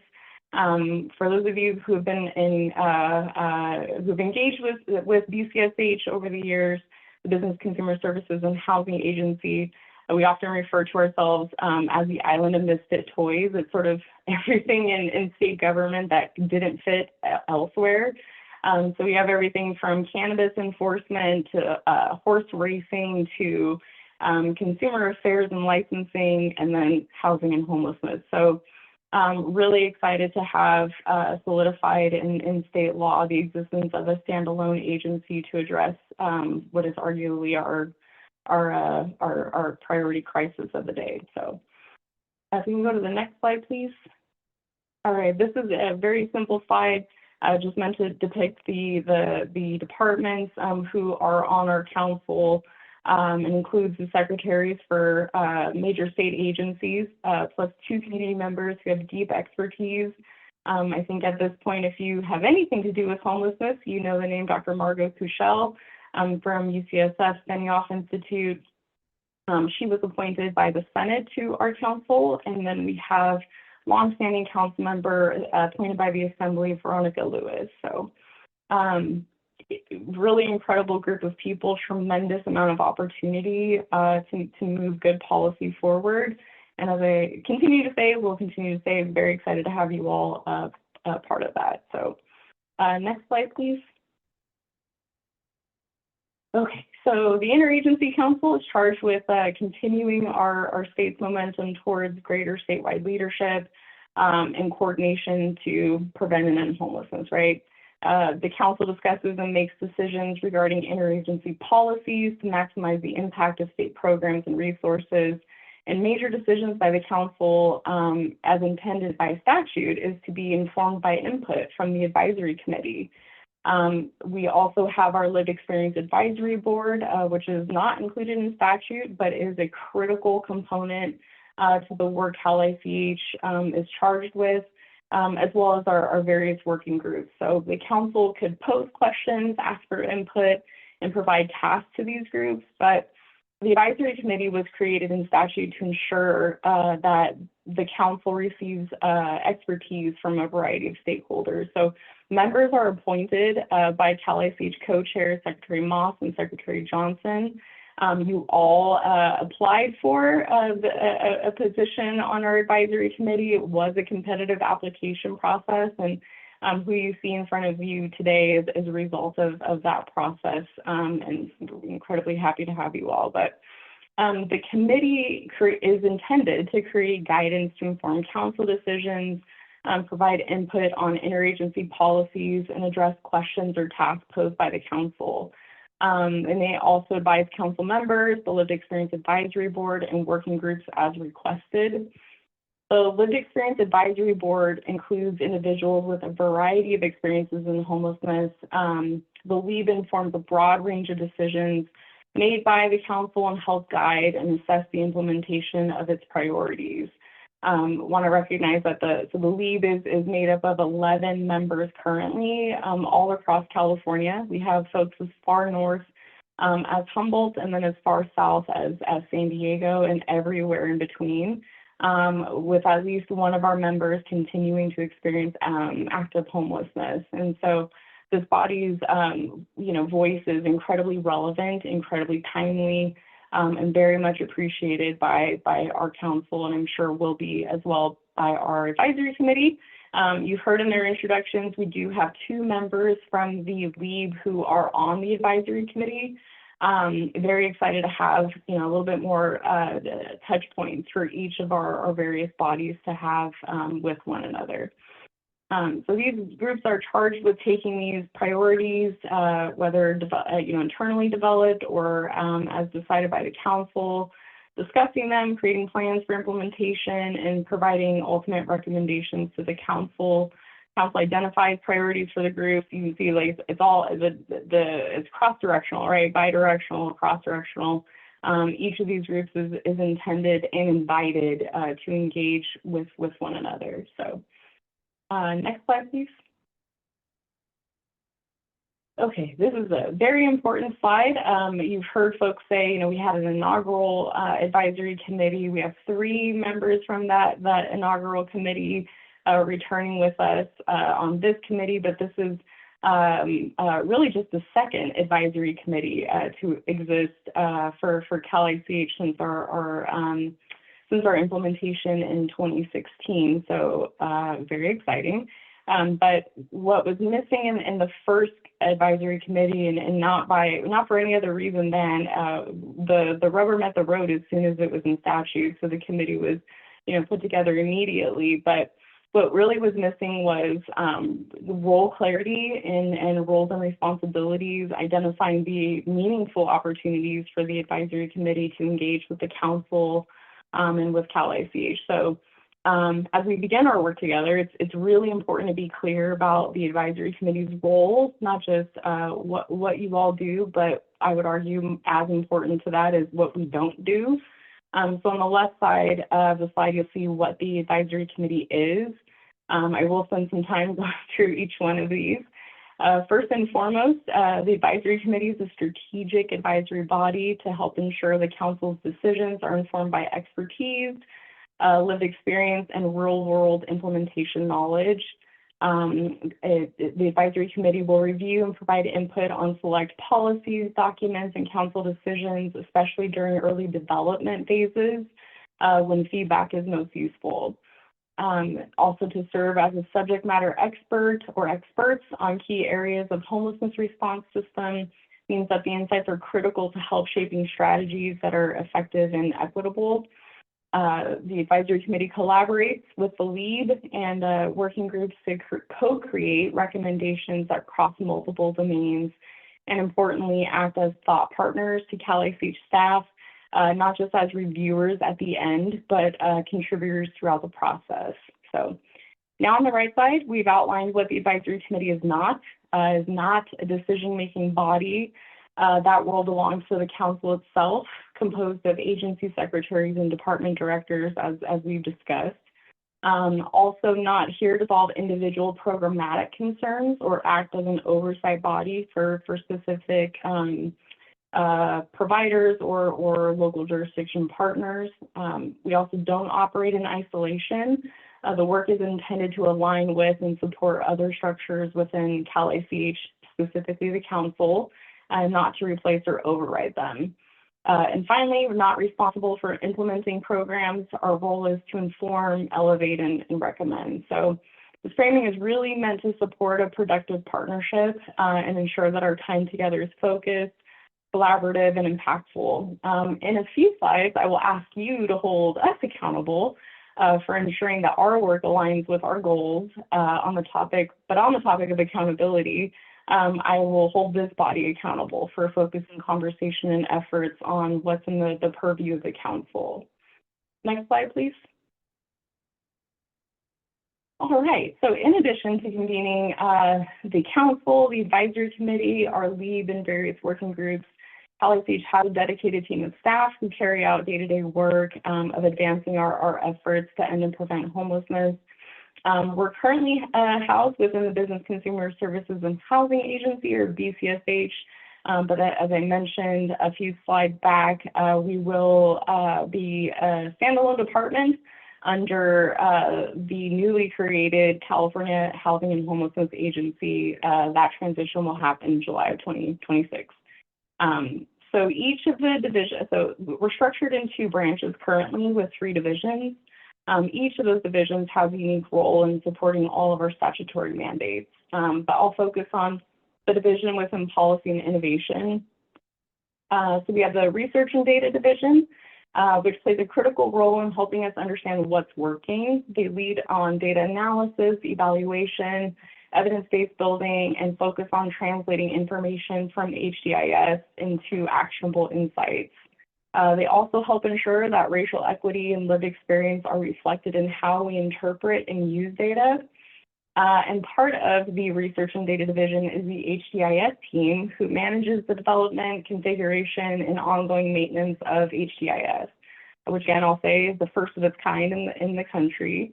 And that team works very closely with local continuums of care to support data quality, resolve technical assistance issues, and improve our ability truly to track outcomes across jurisdictions and funding streams. And then we have the local initiatives division. This team focuses on our partnerships at the local level. They work directly with continuums of care, cities, counties, and to identify and lift up best practices, troubleshoot challenges, and support implementation of state investments. So this is, I would say, the youngest of our divisions, and a tremendous amount of opportunity to ensure that the TA provisions that this team is offering reflect the needs in local communities. So very excited for this work. And last but certainly not least, we have our statewide policy team that leads planning and execution of our council's quarterly meetings, as well as the quarterly meetings of this body. They ensure we stay aligned in our statutory responsibilities, drive forward key policy priorities like housing first, and oversee the implementation of our statewide action plan. This division also facilitates our interagency working groups to make sure each department and body is actively contributing towards our shared goals. So together, these teams really form the backbone of Cal ICH's work in bridging state leadership, local action, and turning strategy into measurable progress. Just want to note the folks, the fine faces that you see on the slide and the names attached, highly likely you will receive emails from one or all of these individuals in your time as advisory committee members, and appreciate your response to requests. So next slide, please. All right. This is really just meant to highlight sort of the process of recommendations and consideration by our council. So we'll start first with introduction. Any Cal ICH body proactively or reactively provides input on a specific topic for council consideration. Next is a presentation opportunity, and that's to present the information on the specific topic to myself, and that's via formal memo and request for time at the next council meeting. Then there's a review process, and that is to ensure that the recommendations are aligned with the purview of the council, and to identify pathways towards action. And then recommendations are made to council for final consideration, and if those recommendations are adopted by the council, we'll follow up at future council meetings on the process of implementation recommendations. I will say that the inaugural advisory committee, there was one recommendation on the note of state funding to the council. That is something that we will be discussing at our November meeting. You all remember me saying at least twice in this presentation that one of our core statutory responsibilities is aligning state funding, really truly ensuring ease of access to local jurisdictions who are implementing state dollars for their communities. That is something that we absolutely have to dig deeper into. So you all are just sort of back at the starting line on this, but excellent opportunity to move it forward. So next slide, please. All right, so I've mentioned perhaps a few times, but this slide formally introduces the statewide action plan to prevent and end homelessness. It's our council's 3-year roadmap to guide efforts through 2027.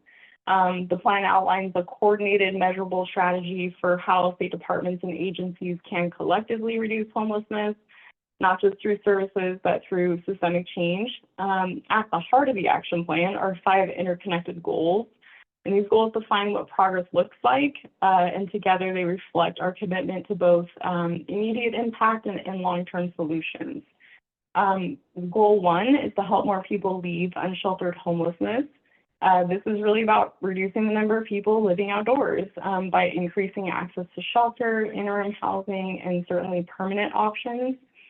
Unsheltered homelessness is the most visible and dangerous form of homelessness with higher rates of illness, trauma, premature death. Reducing the number of people living outdoors is absolutely critical for both individual dignity and public health. Goal 2 is to help more people move into housing. We're not just focused on getting people off the street, we're focused on helping them find permanent homes. At least the intention, the legislative intention of our state investments in housing and homelessness. And that includes supportive housing, rapid rehousing, and other long-term placements. I cannot say this enough. Certainly our council co-chairs say this very often as well. Housing is the ultimate solution to homelessness. This goal focuses on permanent, stable exits, not just on temporary placements, so that people don't get stuck in a cycle of shelter or institutional settings. Goal 3, ensure people do not become homeless again. Housing alone isn't enough, but we also need to ensure that they stay housed, right? So this goal focuses on stability, retention, and reducing returns to homelessness. Really emphasizing housing, as I said, emphasizing housing retention, supportive services, and the stability through those service offerings that allow people to rebuild their lives. Goal 4 is to prevent more people from becoming homeless. This is about early action, connecting people to benefits, healthcare, and income supports before they fall into homelessness. It's where the upstream prevention and cross-system collaboration become essential.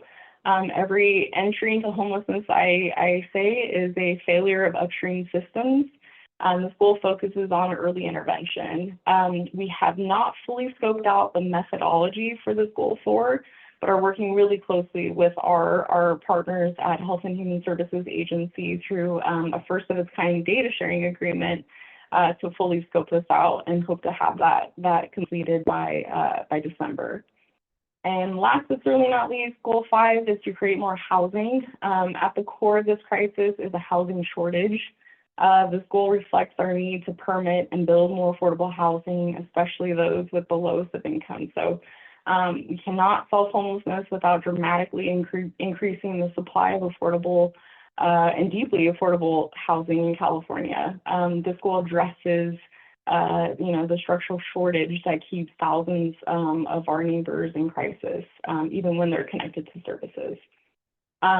So these 5 goals form a comprehensive and measurable framework. It is the first time in CalICH's history of having an action plan that the state has set goals for itself, something that I'm incredibly proud of.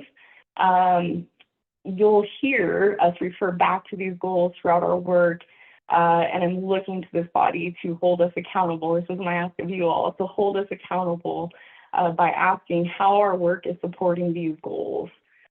So before we move on, I do want to take a moment to walk you through a resource that will be especially helpful as you begin your work on this committee. So I'll ask CalICH staff to click on the action plan link. As a reminder, this link and the documents will be made available to members shortly. But the CalICH Action Plan website is our public-facing home for the plan. It includes a copy of the full document, but also summary sheets, performance dashboards as they're developed, and updates on our council-led initiatives tied to each goal will be coming soon. So as you scroll through, you'll see we've organized content by goal area, so you can easily track each part of state government and their contribution to the work. Coming soon will be how we're measuring progress in those goals. So we'll continue to update the site over the life of the plan, and I'll be asking for this committee's help in rolling out our annual progress report. So I encourage you to bookmark this and return to it often. It's a great way to stay connected to the bigger picture as you dig into your role here.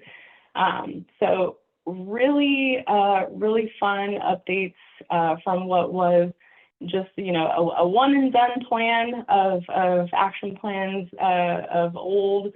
So very excited to have this be a little bit more real time and a little bit more interactive depending upon populations of particular interest, departments, and funding. So Thank you for that, Shahara. So you can take us back to the presentation.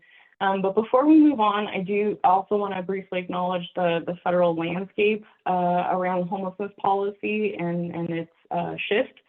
CalICH is actively working with our council member departments, the governor's office, and in some instances, the attorney general's office to understand and prepare for potential impacts to California.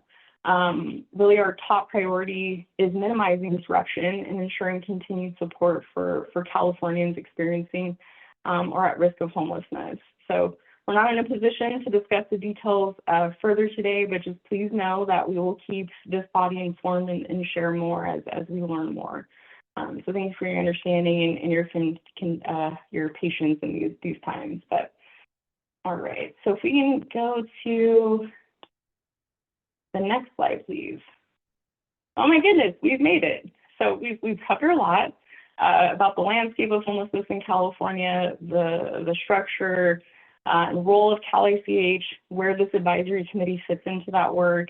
But really, as we begin this journey together, it's important for us to pause and hear from you. So we've included 2 questions on the slide to help guide the conversation. What resonated with you about this role of the committee? What perspectives or expertise you hope to bring to this work? This is sort of, you shared that at the beginning, now you've heard a lot. Has that perspective changed or your ideas of your contributions to this advisory committee changed? But truly feel free to share any thoughts, reactions, or questions, whether they're about what you've heard today or what you're hoping we can accomplish together. But I'll ask staff to bring down the presentation so we can see one another for this portion. But if you can put discussion questions in the chat for everybody to reference. And for advisory committee members, please use the raise hand feature and we'll call on you in the order received. So let's take a few minutes for me to take a drink of water and for you all to formulate some thoughts.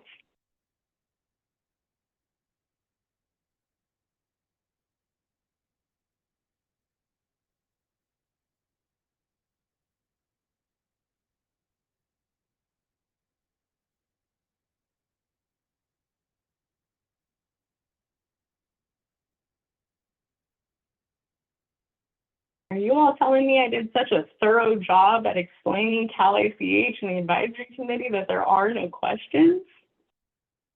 Graham Canals, I certainly thought you would have a few for me. Yes, sure.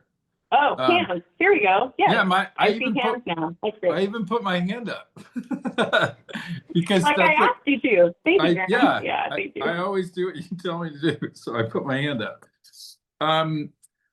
So thank you for the full walkthrough. This was actually really helpful, and to see all of it in one place with all of us to create the right foundation in terms of what the work is, I think is valuable for us as an advisory committee, and also for the public to have a sense for what we're all charged with doing, because they have an accountability and role in this as well, and it's really important. As you were talking about how all this kind of connects together, it made me think about how we can be most helpful. And there's so much expertise in all different components. So I think you all did a really good job of figuring out who to be on and in order to accomplish that. That's awesome.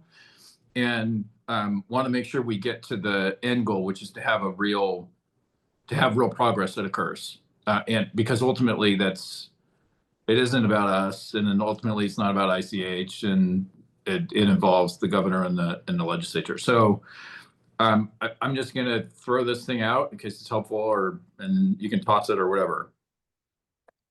The components that I think are most valuable are about first having a statutory framework that addresses what we're trying to accomplish, who's doing the work, and what the funding commitment is on a going forward basis. I know there's some politics around that, but that doesn't exist.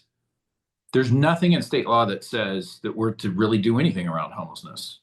And I find that unacceptable as someone that represents counties, and we struggle with it and we have our own challenges, and folks can point those out, but it's true for other players in this as well. So there's that statutory framework, which has policy, funding, needs to have accountability, and then that's at that policy level. And then there's a practice level that I think this group can be really valuable in addressing, which does touch on housing support and what that looks like, emergency, interim, transitional, permanent supporting where it's needed, resource support in terms of folks just sustaining themselves, the services support, which touches some of what counties are responsible for, and others as well, health plans and community-based organizations and others, all that services support that needs to be put in place, education and training so that someone can actually be stable on a going forward basis, and then having the right data, which I'm hoping we don't overly complicate. We keep it as focused as possible on what the outcomes are, and then have accountability linked to all of that, so that the dollars are aligned to the responsibilities, are aligned to the accountability, is aligned to the outcomes. And if any lever in that isn't working, like, it all kind of falls apart. And we have the opportunity to really build and have it be as simple as possible so that people can just do the work locally. And the more that different levels get involved, the more complicated I think it becomes for those that then have to do the work on the in the community. So that, just a thought, if there's a way in which we can package our work together and then figure out how to tackle each one of those things, and I'm sure I'm missing some and some of them might not be right, whatever, then I'd be interested in that as a pathway to expedite getting to making recommendations, because I don't think there's a lot of mystery about doing better in this area and how to get there, but we have to design the interactions and all the different levers first in order to make it happen. So in case that's helpful. Yeah, super helpful, Graham. I just want to elaborate a little bit more for those of you who are not, who haven't been reading welfare institution codes or health and safety codes in your spare time. But to Graham's point, and I think I touched on this briefly, but in state law, we identify counties as being responsible for a certain set of services. So those are mostly our safety net programs, right? So counties are responsible for administering cash assistance programs like CalWORKS. They operate general assistance or general relief programs for single adults. State law is very clear on who does that and what they receive to accomplish those benefit, the administration of those benefits. There's no mention, there's no clarification of who locally is responsible for addressing their community's homeless needs. And so I can absolutely, let me back up to the action plan. So we have our progress report that is going to be, our timeline for publication of that is in March of 2026. And that's going to be, a year in reflection of what we've accomplished, how the landscape of funding has changed, whether it's state funding. We will have programs that have sunset in the time, from the adoption of the plan to the time that we're writing this progress report, but also the changing landscape in federal policy. The culmination report for the 3-year action plan is absolutely going to be that time to make those recommendations that are not tied to a specific program or to a specific program type. I can see a world in which this body develops a recommendation to say it would benefit the state of California to identify and clarify, codify roles and responsibilities to address homelessness in law. So I do think there's opportunity, the avenue to accomplish that recommendation or that moving that work forward, Graham, I would say is in our updates to the action plan. Should have also said this is the first action plan that is it's a 3-year plan, which gives us time to sort of assess, provide interim updates as opposed to what it had been traditionally was a one-year action plan. So lots of opportunities to inform change through the lifespan of this particular plan. So, all right, Alex. Thanks, Megan. I think Deshelle had her hand up, so I don't. Deshelle, did you want to chime in first? Thank you, Alex. I asked for hands and then stopped looking at hands, but yes, please.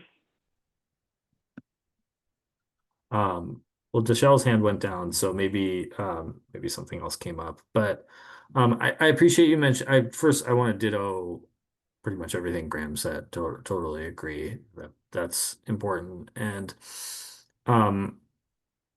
I appreciate you mentioning the federal landscape a couple times. I think it's going to behoove us to talk about that as a committee very soon, right? And what the state is doing in response to whether it's the executive order or the just mercurial landscape around potential cuts to funding.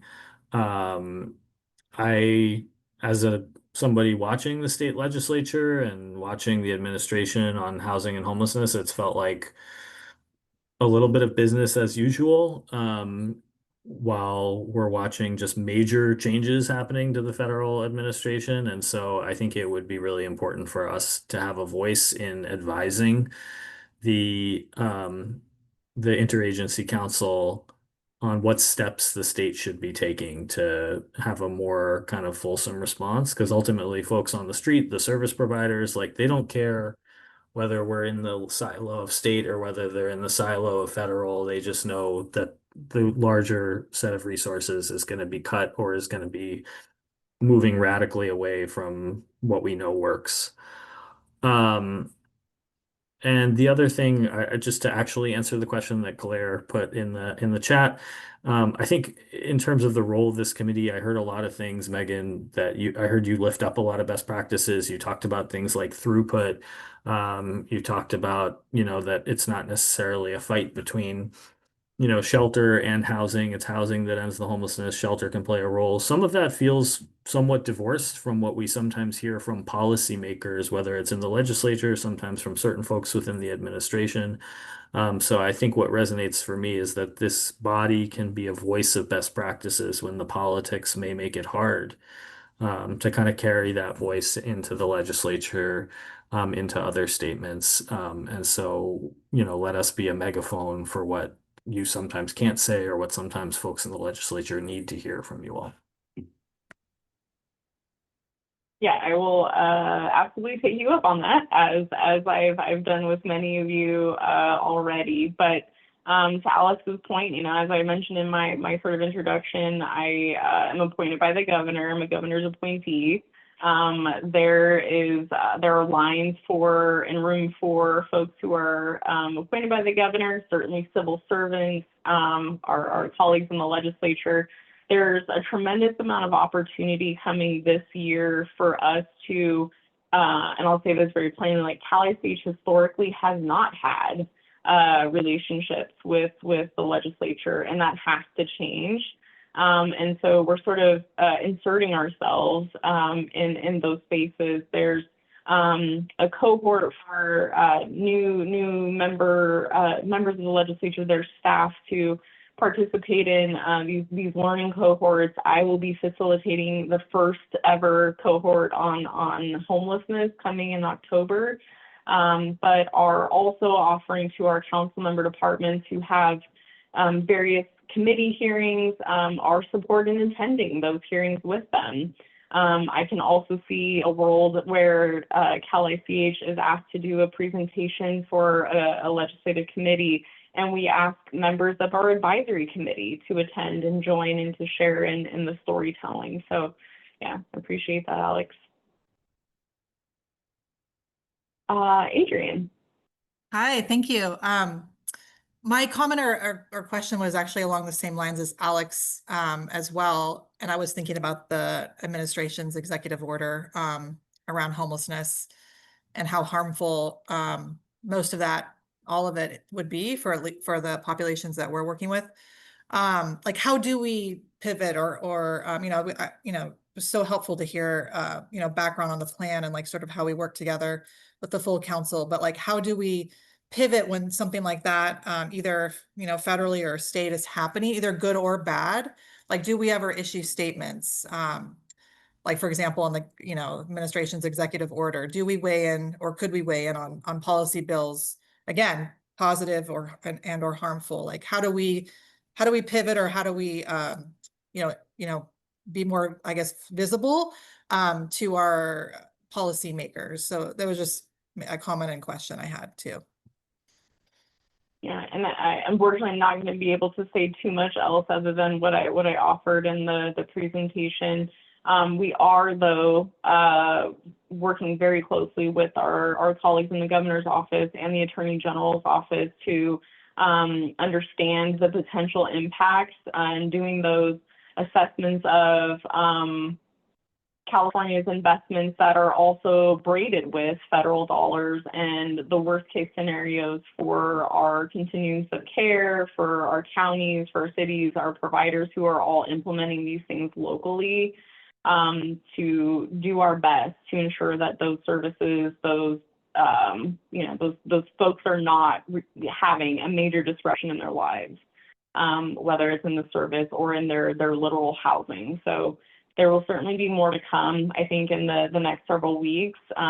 What is also new for this advisory committee is that we will be doing monthly updates to we meet quarterly, right? A lot happens in that in-between time. And a valid complaint from our inaugural advisory committee was, so much happens in that time, and they felt disconnected sort of from the decisions and from the conversations and the opportunities for additional engagement. And so this committee will be receiving monthly updates and opportunities to engage further in certain areas of work with Cal ICH.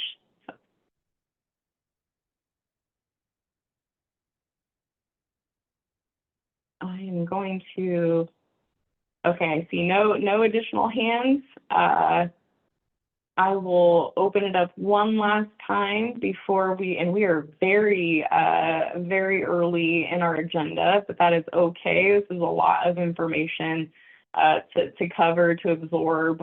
We will certainly have a full agenda in November with potentially some action items for this body. So I'll offer one more opportunity for our advisory committee members to pose any questions.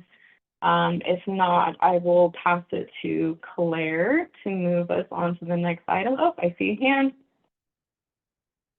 Michelle.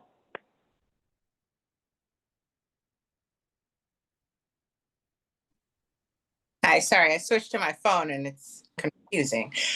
Yeah, so first I wanted to say thank you, Megan. I can tell that you all were really intentional in this presentation and in serving on different committees. I mean, this is very helpful. And it's the first time that I've had such an in-depth onboarding experience. So I really appreciate what we do and what we don't slide. I'm also interested in hearing I had a concern about we meet quarterly and just keeping in touch on how we can advance efforts or educate ourselves more on any current movements that are happening would be helpful. So those monthly updates are helpful. I'm just wondering, do we meet anytime where we're not up in a public meeting? Yeah, I say, unfortunately, with all due respect to the Bagley-Keene Act, it is for members of the public who are joining us. We love to have you all here.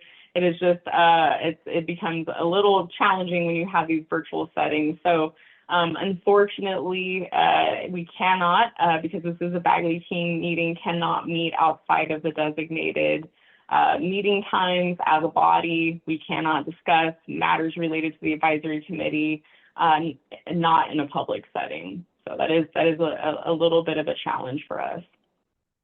Understood. And then, so with that, I'm interested in learning from feedback and findings from the inaugural committee. Um, Oftentimes folks with lived experience are called in to serve in spaces like this, and there's often feedback where they're here to provide, folks, lived experts are here to provide a voice, and then that voice is supposed to provide information to help with design, and so that the body can then say that they have consulted with folks from lived experience and that these recommendations are in alignment with that. So I'm interested in learning how folks do provide an impact on recommendations. And I hate to put them on the spot, but we do have our two lead supports, our lived experience advisory board supports with us today.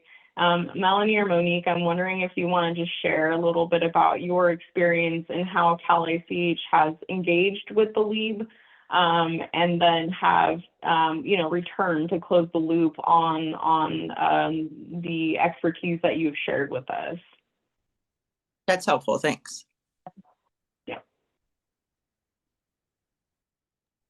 I can start, Melanie, if you'd like. So, hi, everyone. Again, my name is Monique Guerra. I am also on the Lived Experience Advisory Board and one of the support members.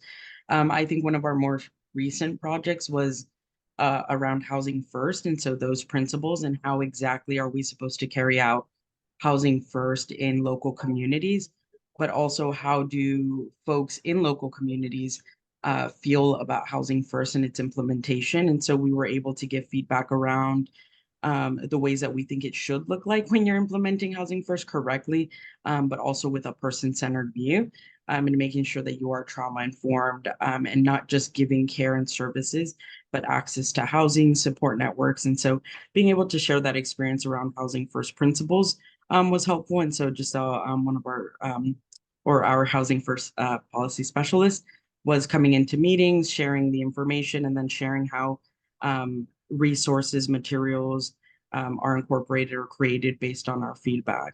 Melanie, if you want to add something about a different project, maybe. Thank you, Monique. Yeah, another project that we've been working on is trying to get materials in the hands of people that are experiencing unsheltered homelessness. We're talking about different safety protocols or perhaps new policy on criminalizing homelessness. And so we've gone through various rounds of first putting input into it and then looking at the final product and getting feedback. Is this realistic for people to hold on to? What other things does it need? And how else do we want to make sure that these materials are shared so that it gets in the hands of the people that we intended to serve? Thank you. So all that to say, I was just going to wrap that up to show that when we ask for the leads input and feedback, we also, as a part of those project proposals, give an explanation as to how we will close that loop of information, how we're integrating the feedback into the work product. And I think the Housing First guidance is a great example of that. Those experiences, those expertise are directly embedded into the guidance document as a result of that feedback. So. Thank you. I just have one follow-up question. So then that sounds about 75% of the year, right? Because it sounds like it is developed and then consulted with policy analysts and then represented. And that sounds like 3 out of the 4 meetings that we would have in a calendar year.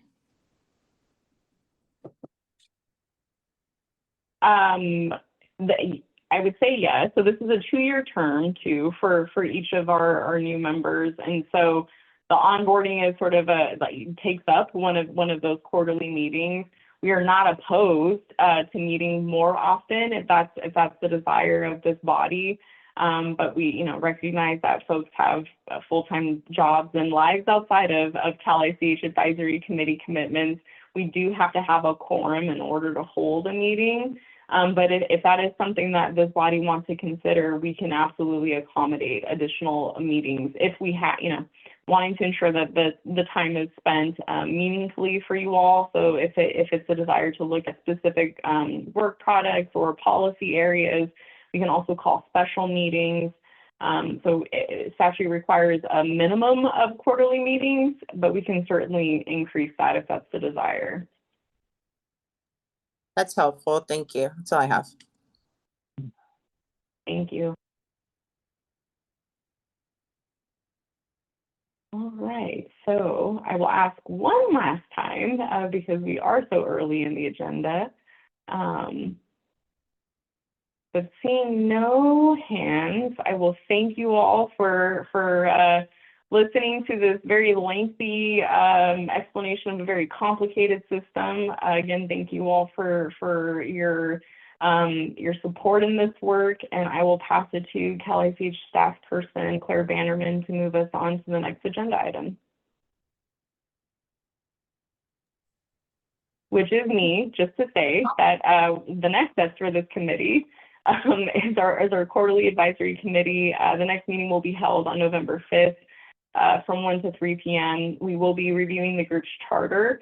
After this meeting concludes, we will be doing a debrief with staff and with the co-chairs.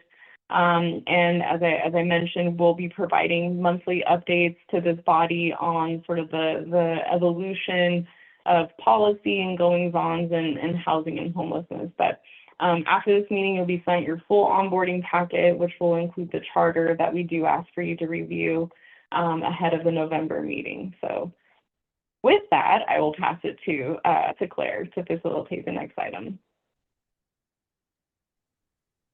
Great, thank you. So we will now accept general public comments. We welcome all comments and feedback. Due to the structure of this public meeting, we may not be able to respond to any questions. If you have any questions for Cal ICH or the committee, please email us at calich@bcsh.ca.gov.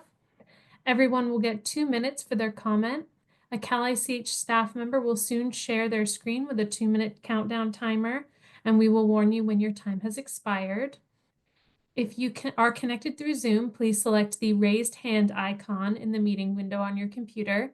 And for those joining us by telephone, you may press *9 to indicate that you would like to comment. And then once I call on you to speak, you'll be instructed to press *6 to unmute yourself.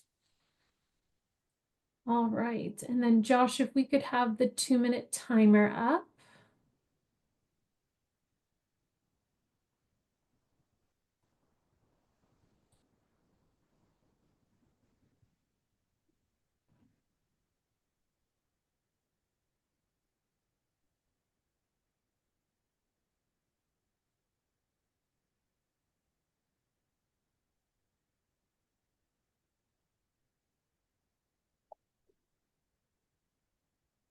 Thank you. Okay, so Noah Whitaker, you have 2 minutes. Howdy, folks. Noah Whitaker, County of Tulare. First, just a quick shout out to Novali and welcome to Cal ICH. It's great to have her voice representing the tribal community as well as our broader community in Tulare County. So just a shout out there. The second is there, of course, was a lot of great discussion today around Housing First, as well as a mention of the president's executive order. This has the potential to heavily disrupt all of our housing projects that have come into place since the pandemic, as our housing projects are required by state law to adhere to Housing First. But most of the subsidies that then come in and apply, such as through HUD with MVP vouchers and other forms, which now under the executive order, it appears that HUD funding can't be used in Housing First-based projects. So we have a tremendous amount of concern at the local community as to the potential impacts this could have not only in our community, but across the state. So it's my hope that at a future Cal ICH meeting, there'll be additional information for the different members to be able to have a robust discussion and hopefully help the state to garner some guidance so that our housing projects don't ultimately collapse under the pressure of the federal government in underwriting the subsidies that really help individuals be housed in our community and others. So, I mean, that's really just sort of my comment. I really do appreciate the conversation around Housing First, but we do have this massive looming threat above us. And I really would hate to see people return to the streets as a result of this conflict. Thank you for your time, and there we go. Thank you, Noah. Okay, do we have any other participants or attendees who would like to give public comment at this time?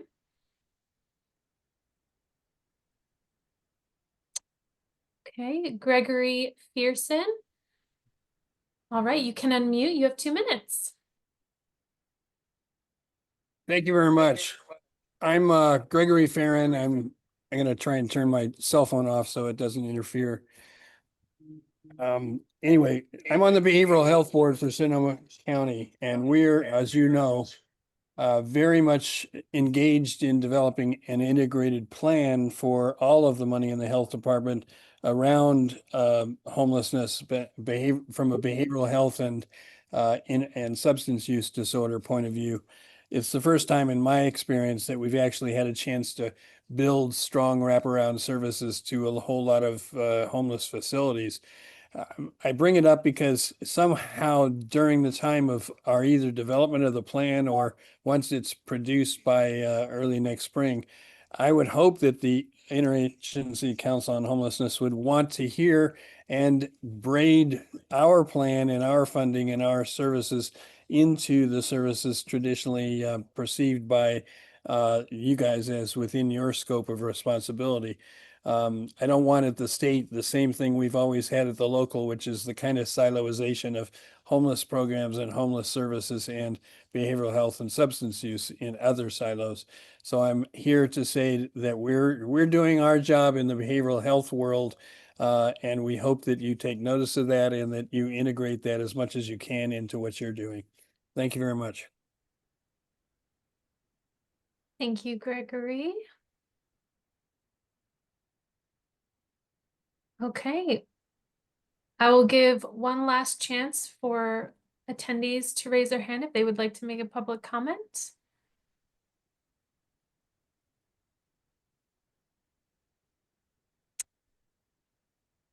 Okay, we have no further hands. So Josh, would you mind bringing back up the PowerPoint? Thank you, everyone. We appreciate your comments and your engagement, and I will now turn it over to the co-chairs of the advisory committee for final remarks and adjournment. Thank you again, everybody, for joining us today. We do definitely appreciate the insights and comments from the committee members and from the members of the public. As you can see, we're working really hard to move this committee toward actionable work and are able to do so because of your thoughtful input and attention to the work in this space. Our next committee meeting will be on November 5th, 2025 at 1 p.m. I would also like to thank members of the public again for your attendance to this very long meeting. There's a lot to learn, and we will continue to learn as we move forward. And then finally, let's see, we also hope that you could all join us to listen in on the council meeting, which is on September 3rd at 1 p.m. And with that, this meeting is adjourned at 3:14 p.m. To receive an up-to-date information on the council's activities, please sign up on the council's email list. There's a sign-up option on the council's website. We also encourage you to follow Cal ICH on social media platforms like Twitter, Facebook, and LinkedIn. Thank you again.